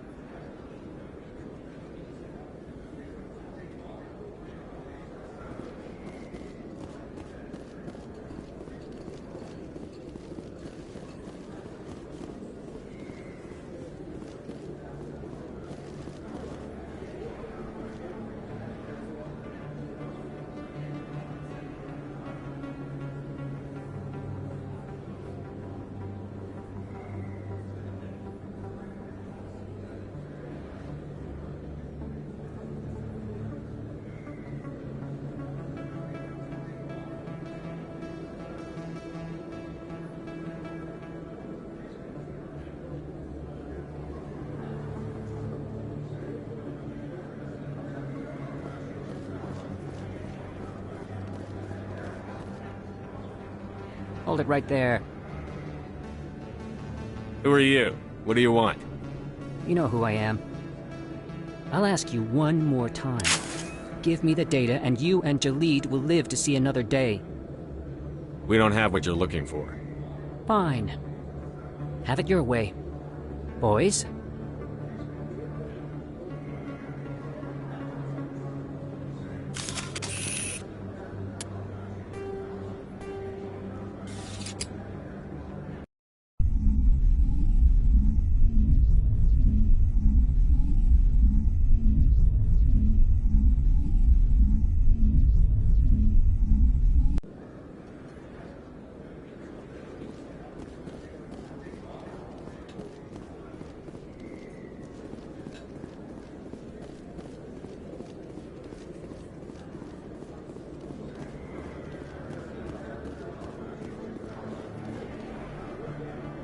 Hold it right there.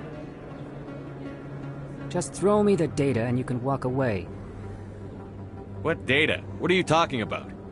I didn't come out to play games with you, human. I'll ask you one more time. Give me the data and you and Jalid will live to see another day. We don't have what you're looking for. Fine. Have it your way.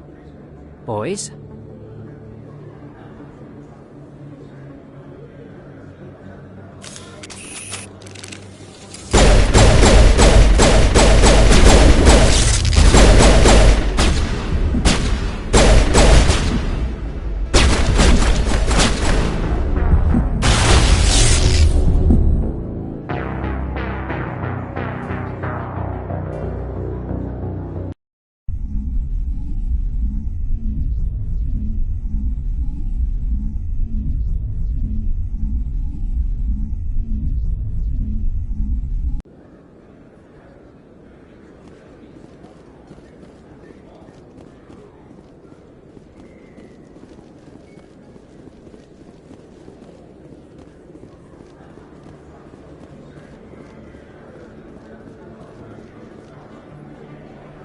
Hold it right there. Just throw me the data and you can walk away. Drop your weapons, now. I don't think so, human. I'll ask you one more time. Give me the data and you and Jalid will live to see another day. Come and get it, Solarian. It'll be the last mistake you make. Fine. Have it your way. Boys?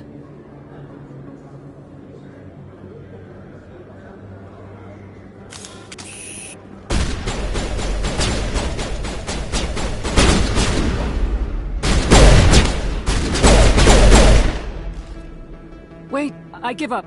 I give up. Please, don't kill me. What's so important about this data? Why are you trying to get it? I thought you knew. He said you were going to deliver it. And what exactly was I supposed to be delivering?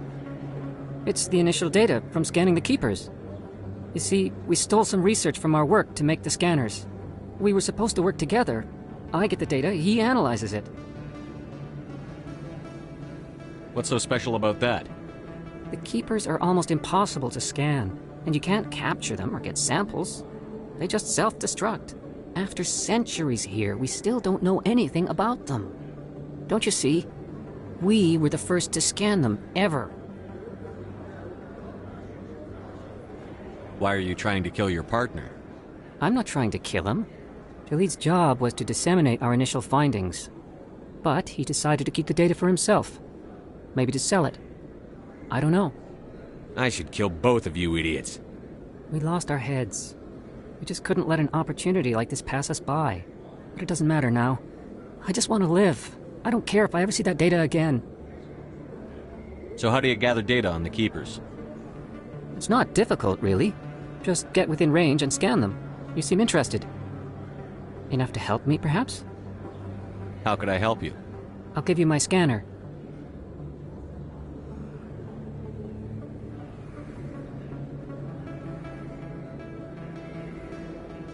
Whenever you see a Keeper, scan it. Discreetly. My database will update automatically each time you scan a unique Keeper. Then I'll update your account with a few credits.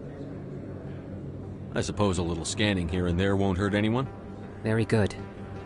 Maybe if you wouldn't mind speaking with Jaleed. The data you're gathering for me is useless if Jaleed won't help me analyze it. I'll go have a chat with him right now. Thank you. And happy scanning, Commander.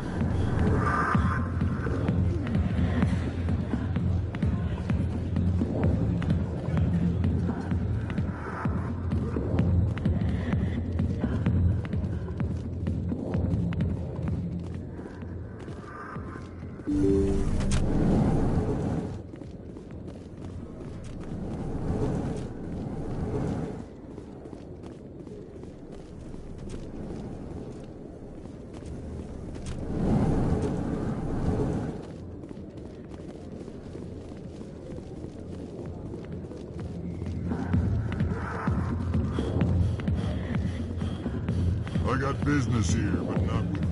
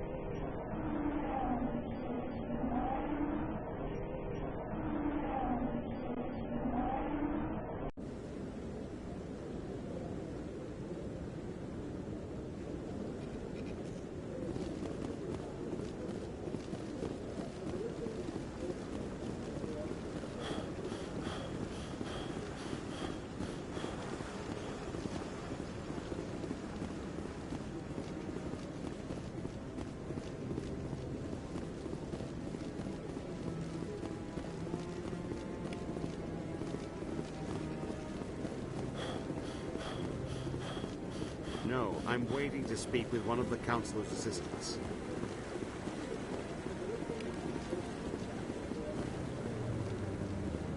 No, I just want to ask a couple of questions.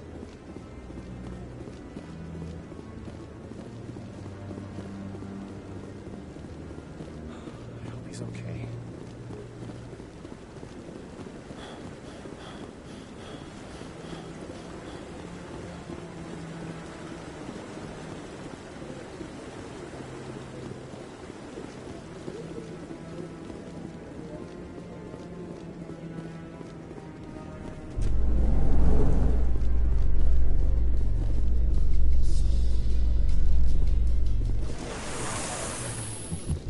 Binary Helix has settled out of court with a Krogan group that had accused the Genetics Corporation of fraud. The Krogan group had contracted Binary Helix to perform studies with a long-range goal of curing their genetic sterilization. The group later sued for a return of investment money when the study produced no viable results.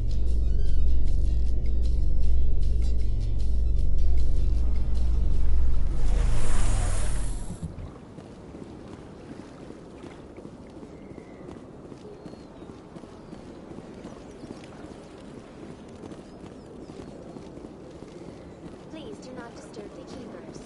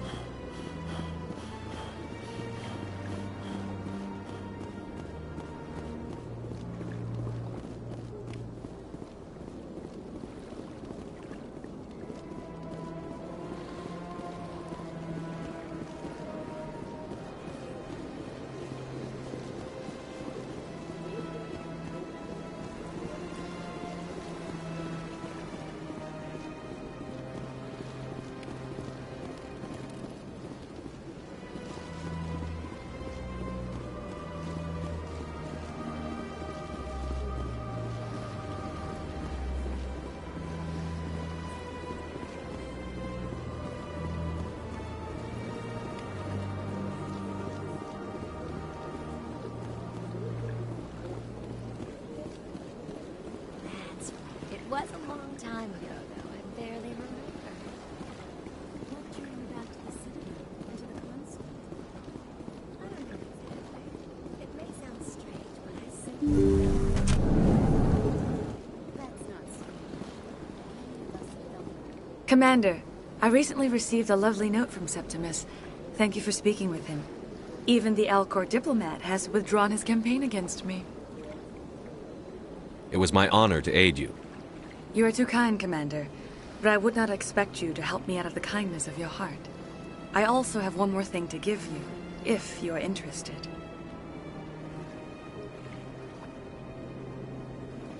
I'd be honored.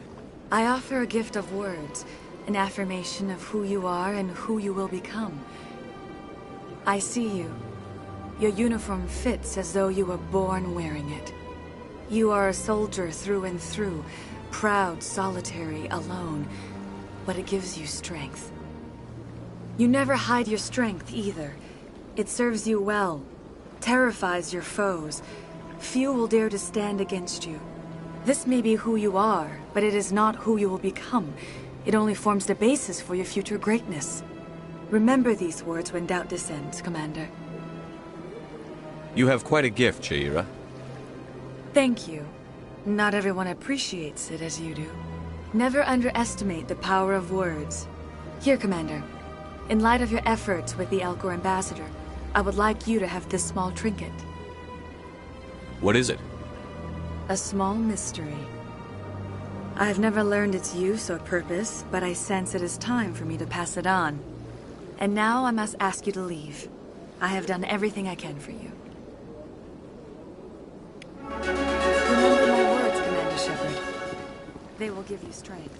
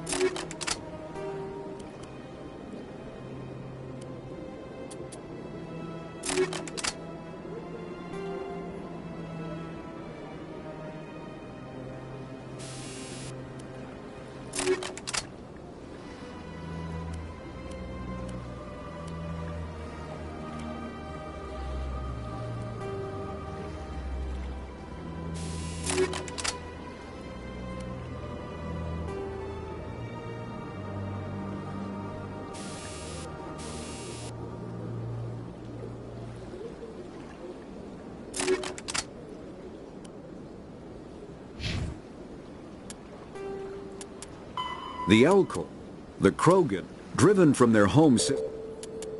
The assault. Combat.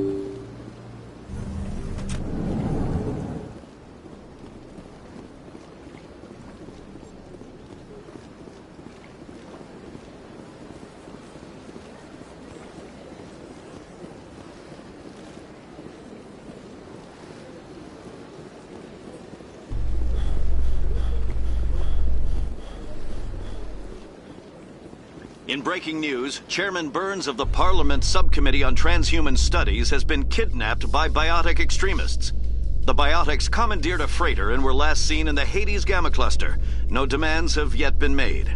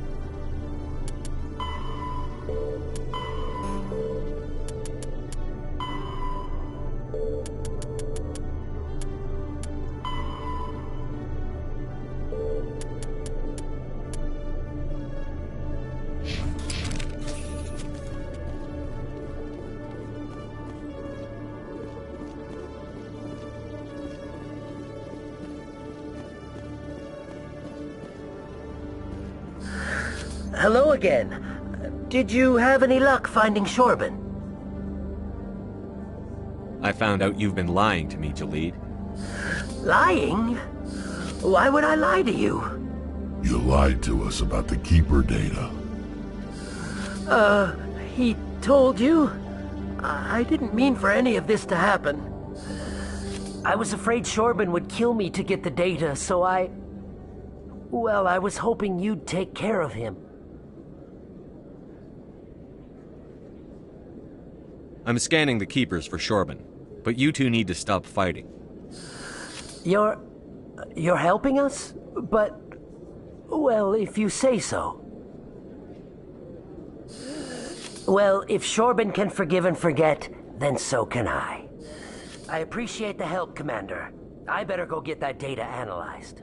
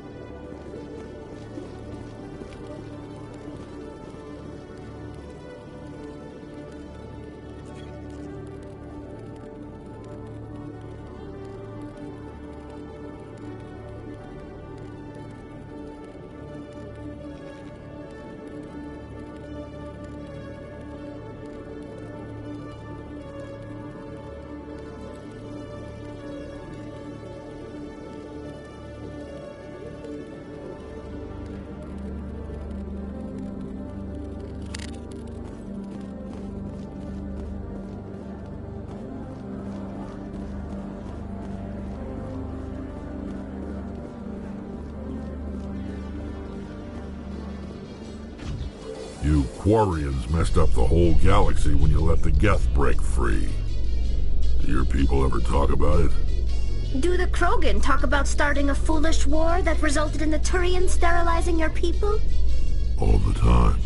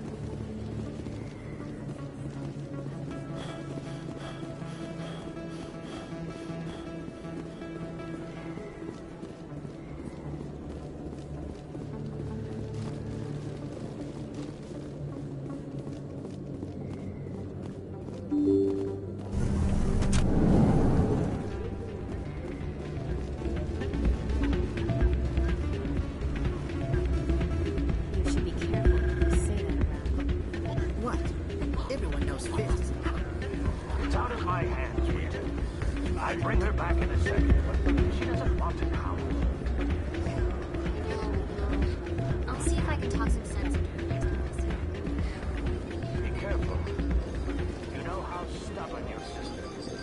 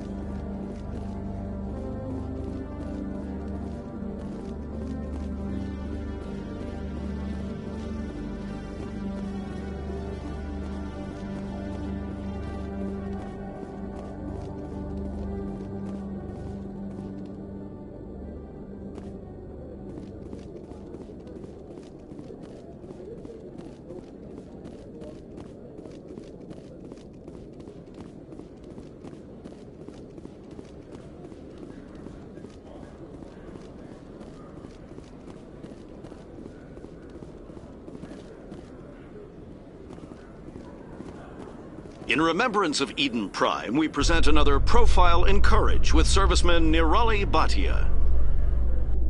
A devoted wife and talented chef, Serviceman Bhatia joined the Alliance military under the Deferred Education Plan. After finishing her service, Bhatia planned to open a restaurant. Instead, she gave her life protecting the colonists of Eden Prime. For more Profiles in Courage, or to explore opportunities in the military, please visit the Alliance military on the extranet. Keyword, Courage.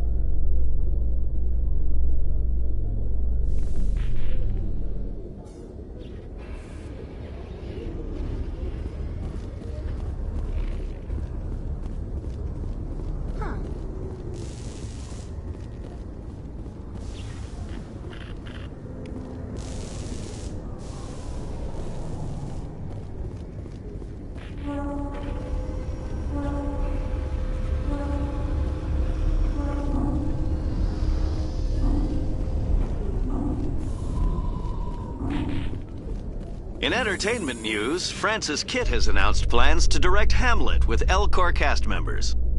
The production will open dramatic theater to the L-Corps with a Hamlet who uses L-Corps body language and pheromones. Kitt claims that he's also excited by giving a human audience the chance to judge Hamlet by his deeds and not his emotions.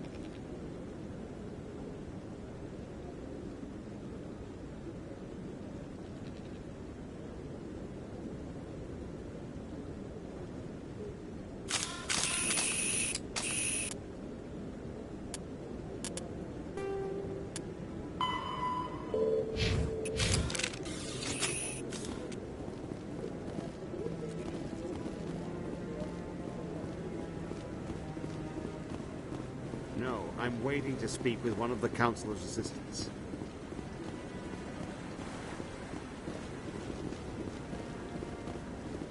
No, I just want to ask a couple of questions.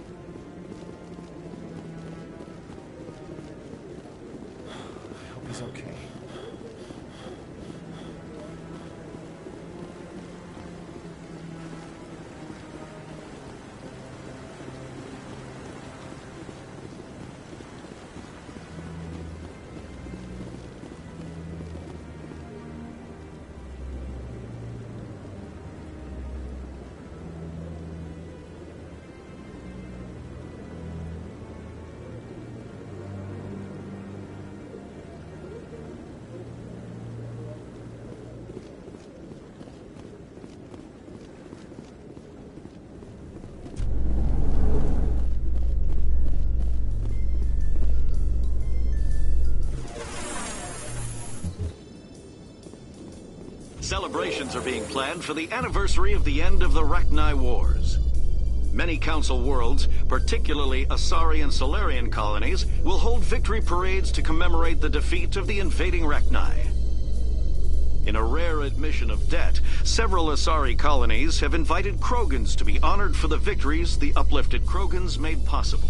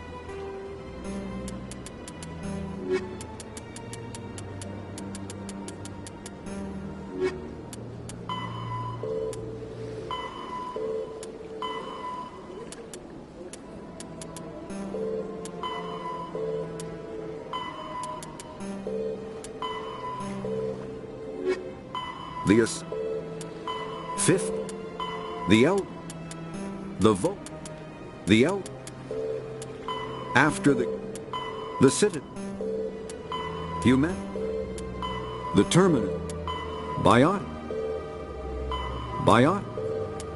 combat.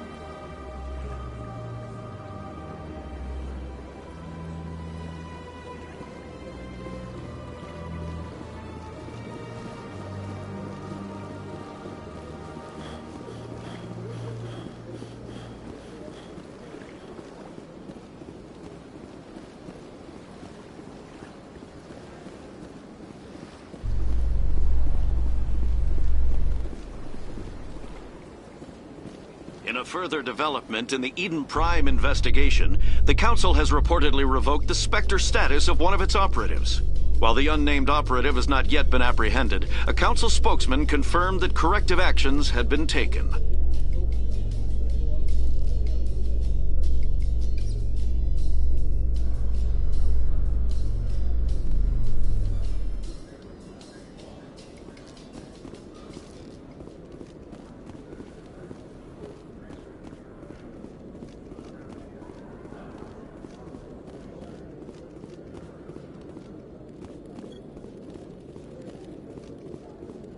One sec. Looking you up.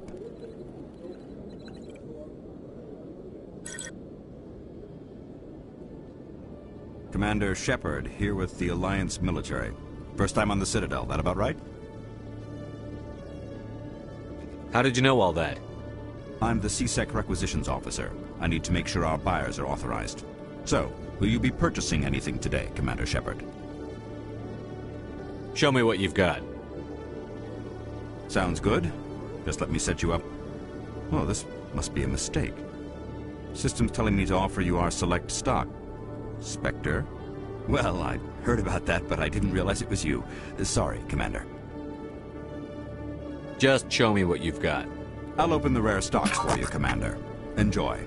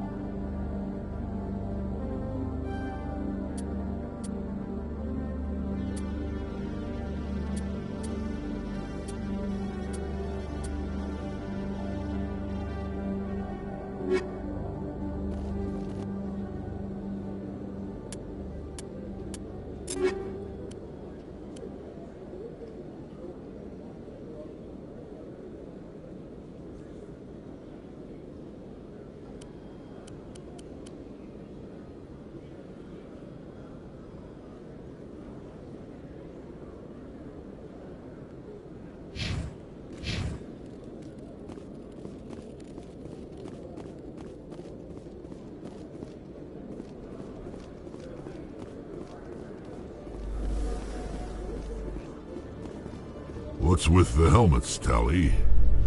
Are all Quarians shy? Or do you not believe in letting outsiders see your faces? No, living in the clean environment of the flotilla has weakened our immune systems. The environmental suits protect against diseases. Naturally. Anything that isn't constantly challenged grows weak.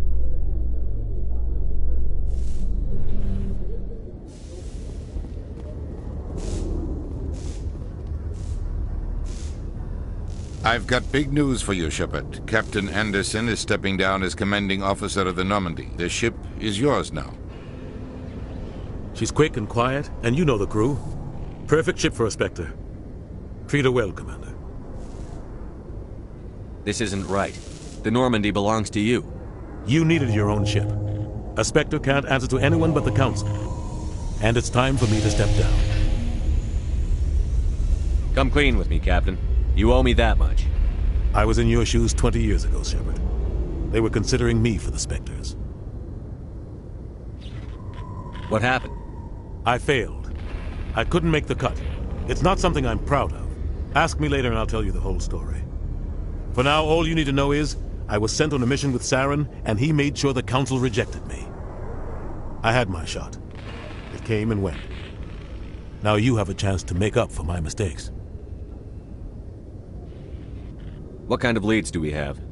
Saren's gone. Don't even try to find him. But we know what he's after. The conduit. He's got his Geth scouring the Traverse looking for clues. We had reports of Geth in the Pharos system shortly before our colony there dropped out of contact, and there have been sightings around Noveria. Find out what Saren was after on Pharos and Noveria. Maybe you can figure out where the conduit is before he does. The Reapers are the real threat. I'm with the Council on this one, Shepard. I'm not sure they even exist. But if they do exist, the conduit's the key to bringing them back. Stop Saren from getting the conduit, and we stop the Reapers from returning. I'll stop him. We have one more lead. Matriarch Benezia, the other voice in that recording. She has a daughter, a scientist who specializes in the Protheans. We don't know if she's involved, but it might be a good idea to try and find her. See what she knows. Her name's Liara, Dr. Liara Tassoni. We have reports she was exploring an archaeological dig on one of the uncharted worlds in the Artemis Tau cluster. The colonists on Pharos might still be alive. It's your decision, Commander. You're a Spectre now. You don't answer to us. But your actions still reflect on humanity as a whole. You make a mess and I get stuck cleaning it up. I'll do whatever it takes to stop Saren. Not exactly the answer I was looking for, Shepard. Remember, you were a human long before you were a Spectre. I have a meeting to get to. Captain Anderson can answer any questions you might have.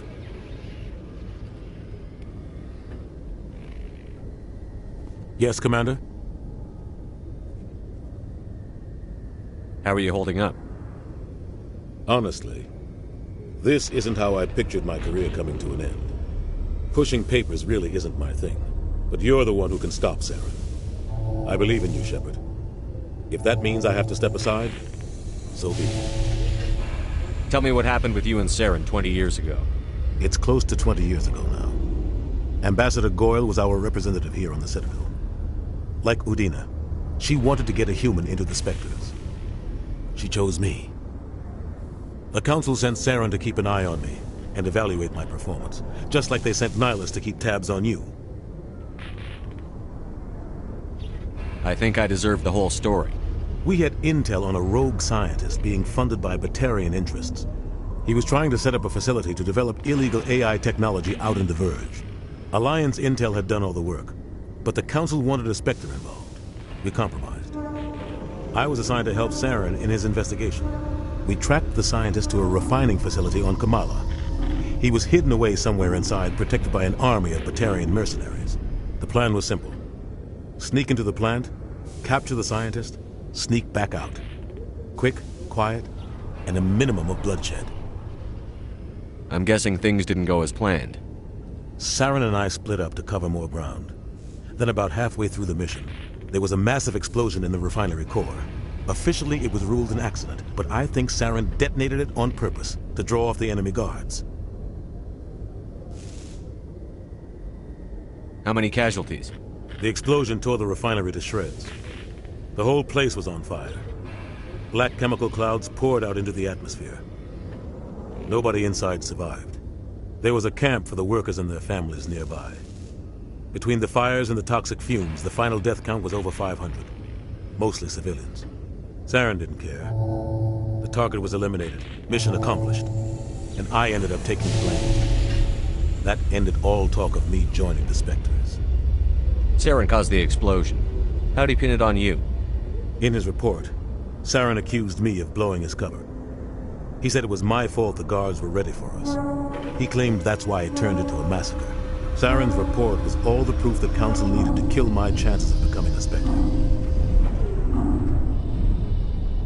Don't blame yourself, Captain. I don't. I blame Saren. I think he wanted things to go bad. He was looking for an excuse to blow that refinery. Maybe he just likes the violence.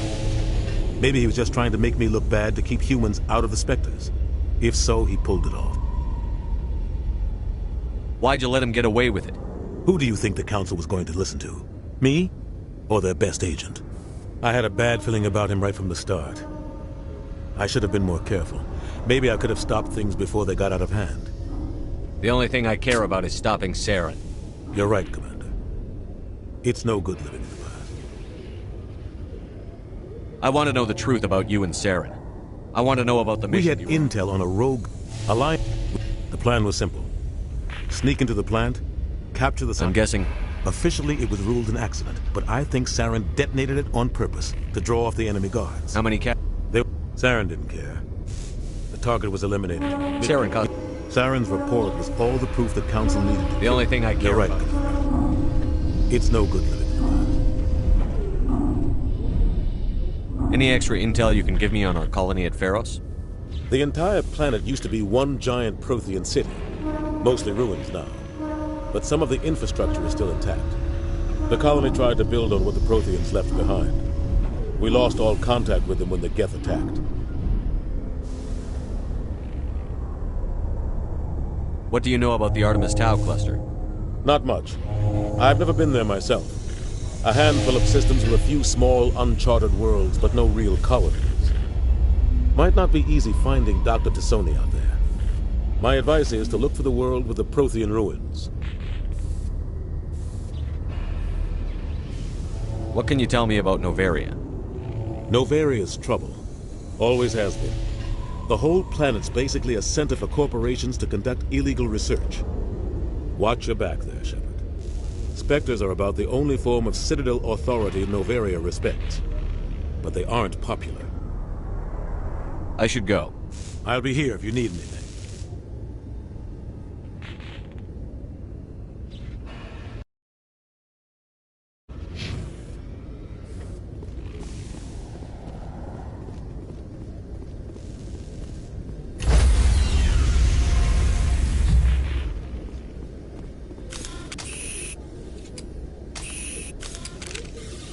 Stand by, shore party. Decontamination in progress.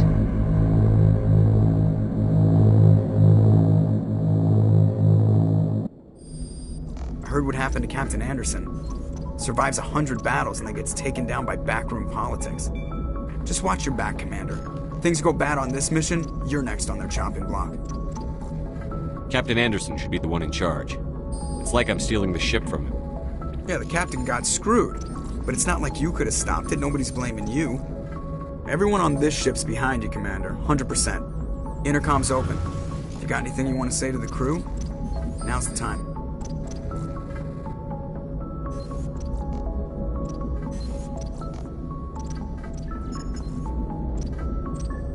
Crew, this is Commander Shepard. We have our orders. Find Saren before he finds the conduit.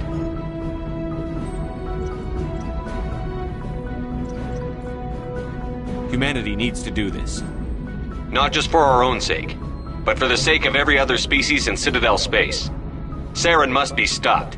And I promise you all, we will stop him. Well said, Commander.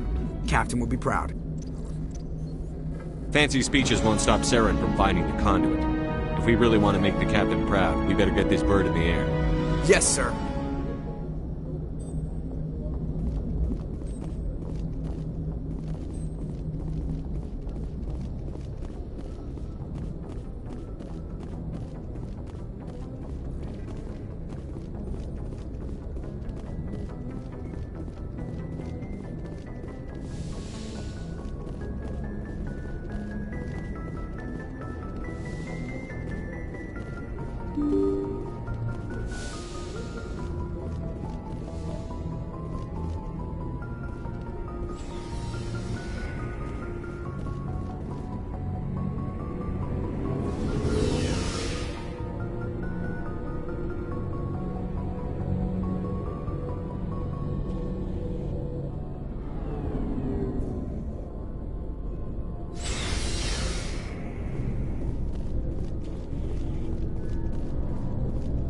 Thanks for bringing me on board, Commander.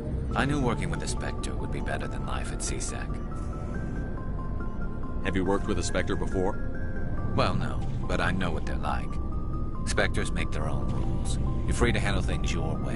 At CSEC, you're buried by rules. The damn bureaucrats are always on your back. For the most part, the rules are there for a reason. Maybe. But sometimes it feels like the rules are only there to stop me from doing my work. If I'm trying to take down a suspect, it shouldn't matter how I do it, as long as I do it. But CSEC wants it done their way. Protocol and procedure come first. That's why I left. So you just quit because you didn't like the way they do things? There's more to it than that. It didn't start out bad, but as I rose in ranks, I got saddled with more and more red tape. CSEC's handling of Saren was typical. I just couldn't take it anymore. I hate leaving. I hope you made the right choice. I'd hate for you to regret it later. Well, that's sort of why I teamed up with you. It's a chance for me to get off the Citadel, see how things are done outside CSEC. Either way, I plan to make the most of this. And without CSEC headquarters looking over my shoulder, well, maybe I can get the job done my way for a change. As long as you do your job well, you're free to go about your business as you see fit. Thank you, Commander.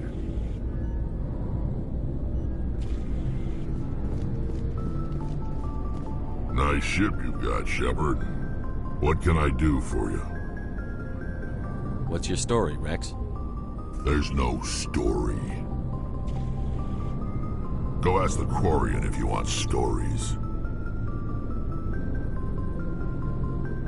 You Krogan live for centuries. Don't tell me you haven't had a few interesting adventures. Well, there was this one time the Turians almost wiped out our entire race. That was fun. I heard about that. You know, they almost did the same to us. It's not the same.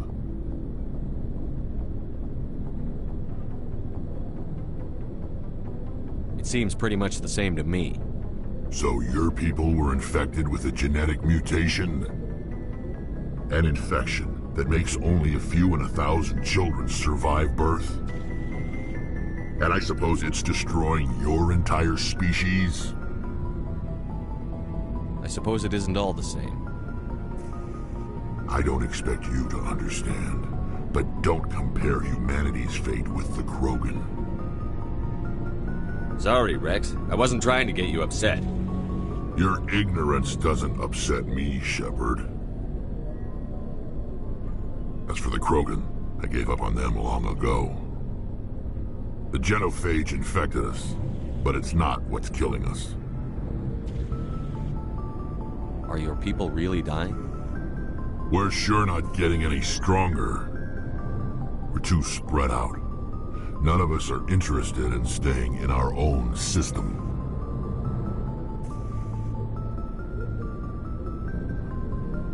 Lots of species have left their homes and prospered. But they go to colonize new worlds. We're not settlers. We're warriors. We want to fight. So we leave. Hire ourselves out. And most of us never go back. What can you tell me about the genophage?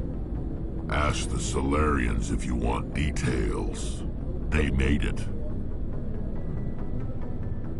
All I know, it makes breeding nearly impossible.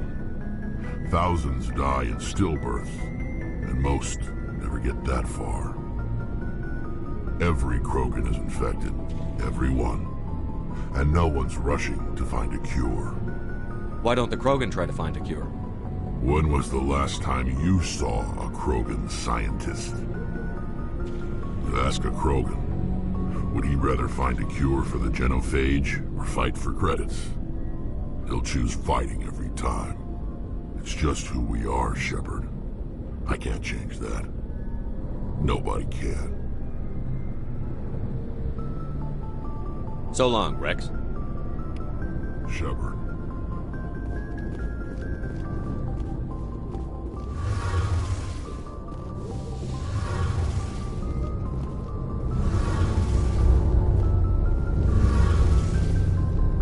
You're ship's amazing, Shepard.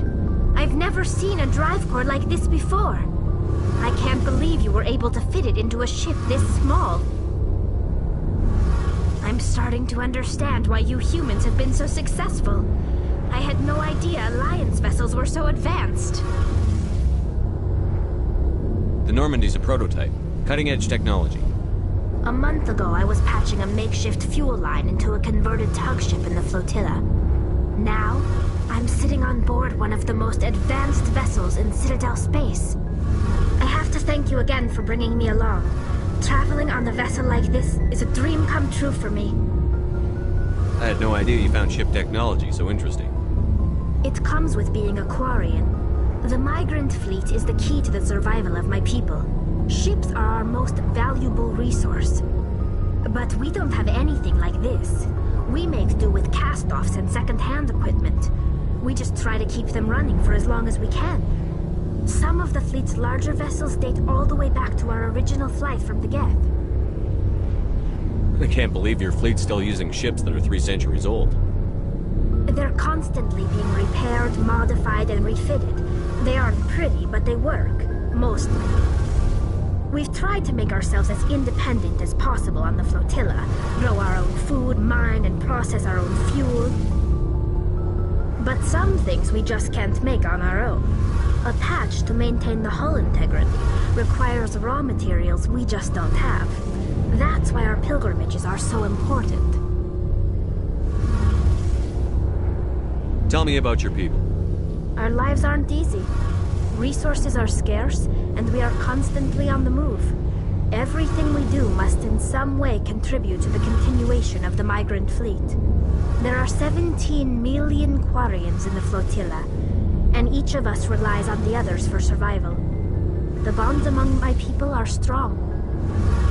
Unfortunately, we have had to surrender many of the freedoms and civil liberties other species take for granted. What kind of freedoms? Well, it's illegal for parents to have more than one child. If our population grows too much, it would strain our resources to their breaking point.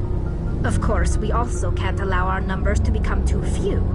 If our population is in decline, the rule against single births is temporarily repealed. In extreme cases of population decline, incentives are even offered to encourage multiple births, though the Conclave hasn't had to take such measures in nearly a century. That's your government? The Conclave is our civilian branch of government. Each ship can elect a representative to serve on the Conclave and make decisions that affect the fleet as a whole. On matters that affect an individual ship, however, the captain has the final say. It's a tradition that dates back to the early days, when the fleet was governed by martial law. Fortunately, most captains nowadays are smart enough to have an elected council from their crew to give them advice and guidance. So the ultimate power rests with elected officials. In practice, the Conclave and the respective council for each ship tend to set the rules that govern our daily lives. But in theory, we are still under military jurisdiction. The 5 top-ranking military officials in the fleet serve on the Admiralty Board. These 5 have the power to overrule any decision by the Conclave in case of emergency. To do so requires unanimous agreement among the Admiralty, and they can only do this once. After that, the entire board must resign their posts. It's a safeguard that served us well. In nearly 3 centuries, the Admiralty Board has only overruled the Conclave 4 times.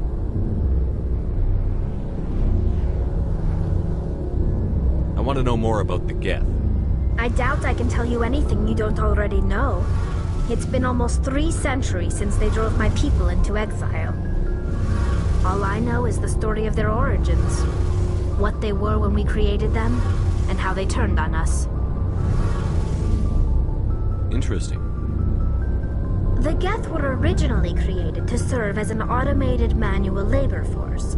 Initially, their intelligence was as limited as any VI.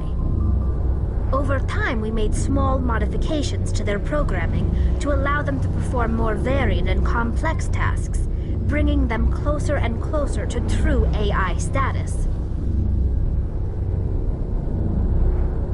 How come the Council didn't step in and stop you? This wasn't true AI research. We may have been skirting the bounds of the law, but we never did anything that was actually illegal. The changes were so insignificant, so gradual, that we were able to control them. Or so we thought. But one thing we underestimated was the power of the neural network. A million Geth thinking simultaneously created an inherently unstable matrix. So, the Geth share brain power? Many of the Geth's logic systems were designed to work in concert with other nearby Geth. Basically, the more of them you have in a group, the smarter they are. So there's some sort of group consciousness? No, nothing like that. They cannot share sensory data or information. Their programming cannot handle that much simultaneous input. Each Geth maintains an individual awareness and identity. The neural network only operates on a process-based level. It's basically the synthetic equivalent of a subconscious. But when they're in close proximity, they can coordinate low-level functional processes, freeing up more capacity for original or independent thought. That doesn't make any sense. I'm probably oversimplifying. The Geth are incredibly advanced and complex creations. All you need to know is that they get smarter when they gather in large numbers. As we built more and more Geth, their effective intelligence became more sophisticated, more abstract. One day, a Geth began to ask its Quarian overseer questions about the nature of its existence. Am I alive? Why am I here? What is my purpose? As you can imagine, this caused a near panic among my people. I don't see what's so bad about those questions. The Geth were created to engage in mundane, repetitive, or dangerous manual labor. That's fine for machines, but it won't satisfy a sentient being for long. The Geth were showing signs of rudimentary self-awareness and independent thought. If the Geth were intelligent, then we were essentially using them as slaves. It was inevitable the newly sentient Geth would rebel against their situation. We knew they would rise up against us, so we acted first. A general order went out across all Quarian-controlled systems to permanently deactivate all Geth. The Geth responded to this order violently.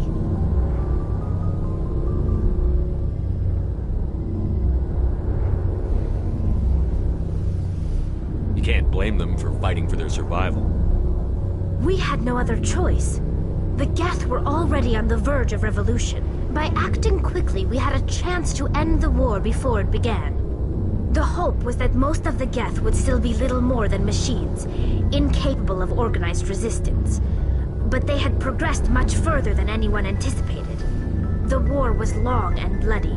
Millions upon millions of Quarians died at their hands. In the end, we were forced to flee our own homeworld. We feared the Geth would pursue us, but they never came beyond the Veil. Now we drift through space, exile, searching for a way to reclaim what was once ours.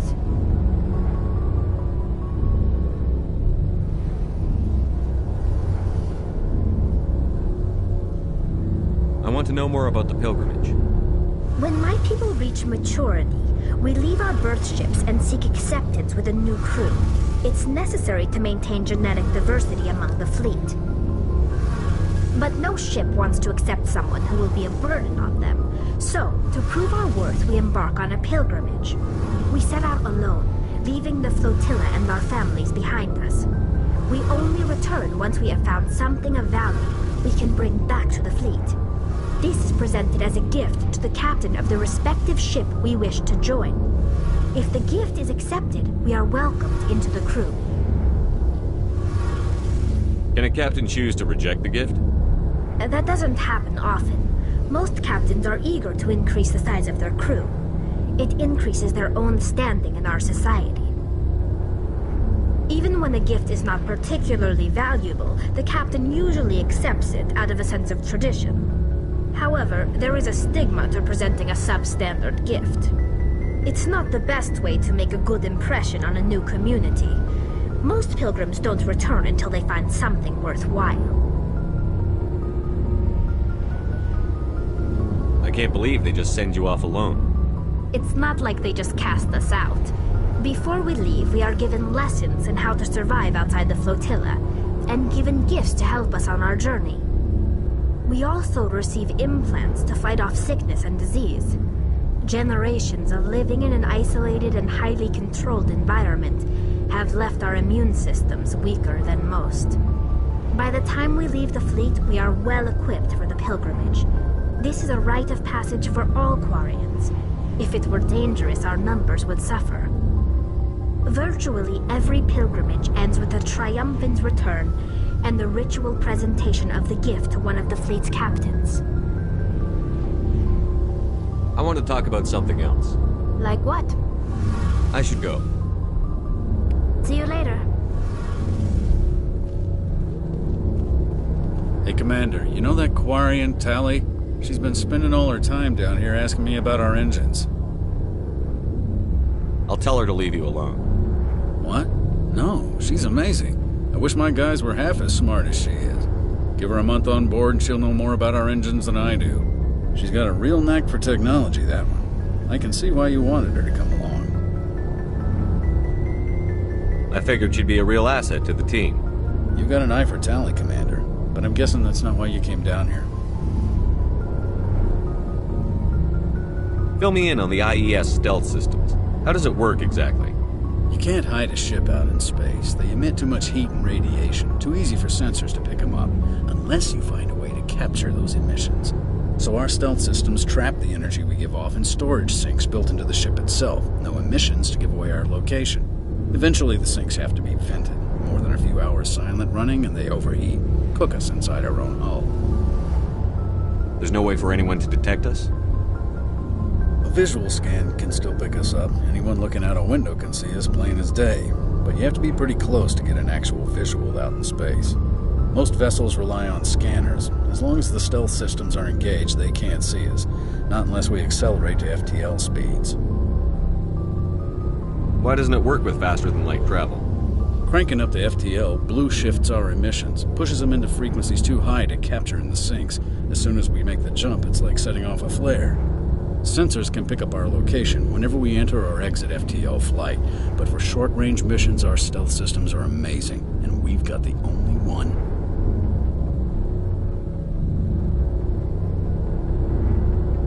I want to know more about the Normandy.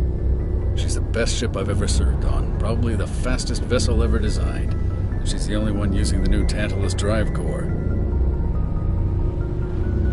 What's so special about the Tantalus drive core? Proportionally, it's about twice the size of any other vessel.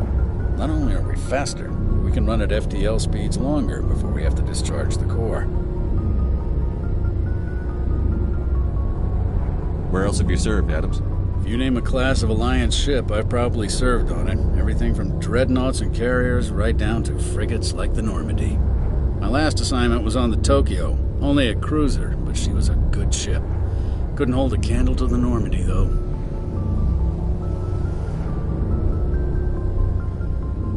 Carry on, Adams. Aye, aye, Commander.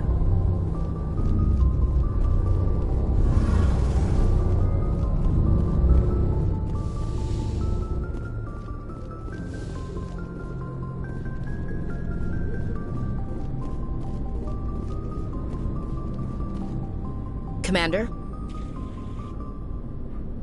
What's your opinion on the last mission? Kinda wish you'd got there sooner, Commander. No offense, I appreciate the rescue. I just wish... You wish we'd been able to save the rest of your unit? Yes, sir. If I had been more alert, we wouldn't have been cut down by an ambush. We never trained to fight synthetics. The Geth haven't gone beyond the Veil in 3 centuries. Our training's supposed to make us able to adapt. I'll make sure it doesn't happen again. Do you have a few minutes to talk one-on-one? I'm sorry, Commander. I need to get my duty squared away. I wouldn't mind talking more later, though. Dismissed, Chief. Sir.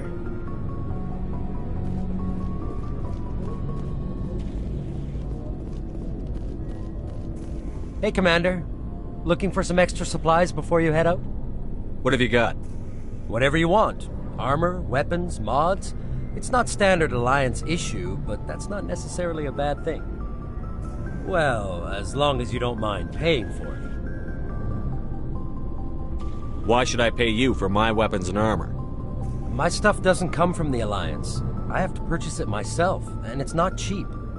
Hell, the licenses alone have set me back more than I'd like.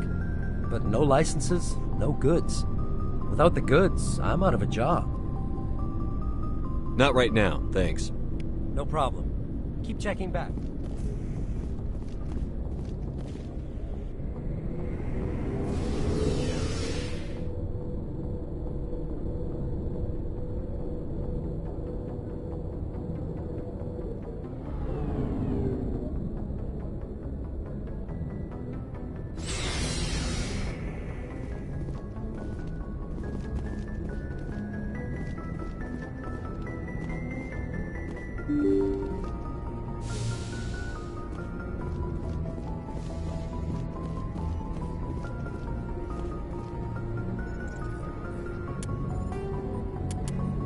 In the early 2160s, the Alliance began aggressive colonization of worlds in the Skyllian Verge, much to the dismay of the Batarians, who had been developing the region for several decades. In 2171, the Batarians petitioned the Council to declare the Verge a zone of Batarian interest. The Council refused, however, declaring unsettled worlds in the region open to human colonization. In protest, the Batarians closed their Citadel embassy and severed official diplomatic relations with the Council, effectively becoming a rogue state. They instigated a proxy war in the Verge by funneling money and weapons to criminal organizations, urging them to strike at human colonies. Hostilities peaked with the Skyllian Blitz of 2176, an attack on the human capital of Elysium by Batarian-funded pirates and slavers. In 2178, the Alliance retaliated with a crushing assault on the moon of Torfin, long used as a staging base by Batarian-backed criminals. In the aftermath, the Batarians retreated into their own systems and are now rarely seen in Citadel space.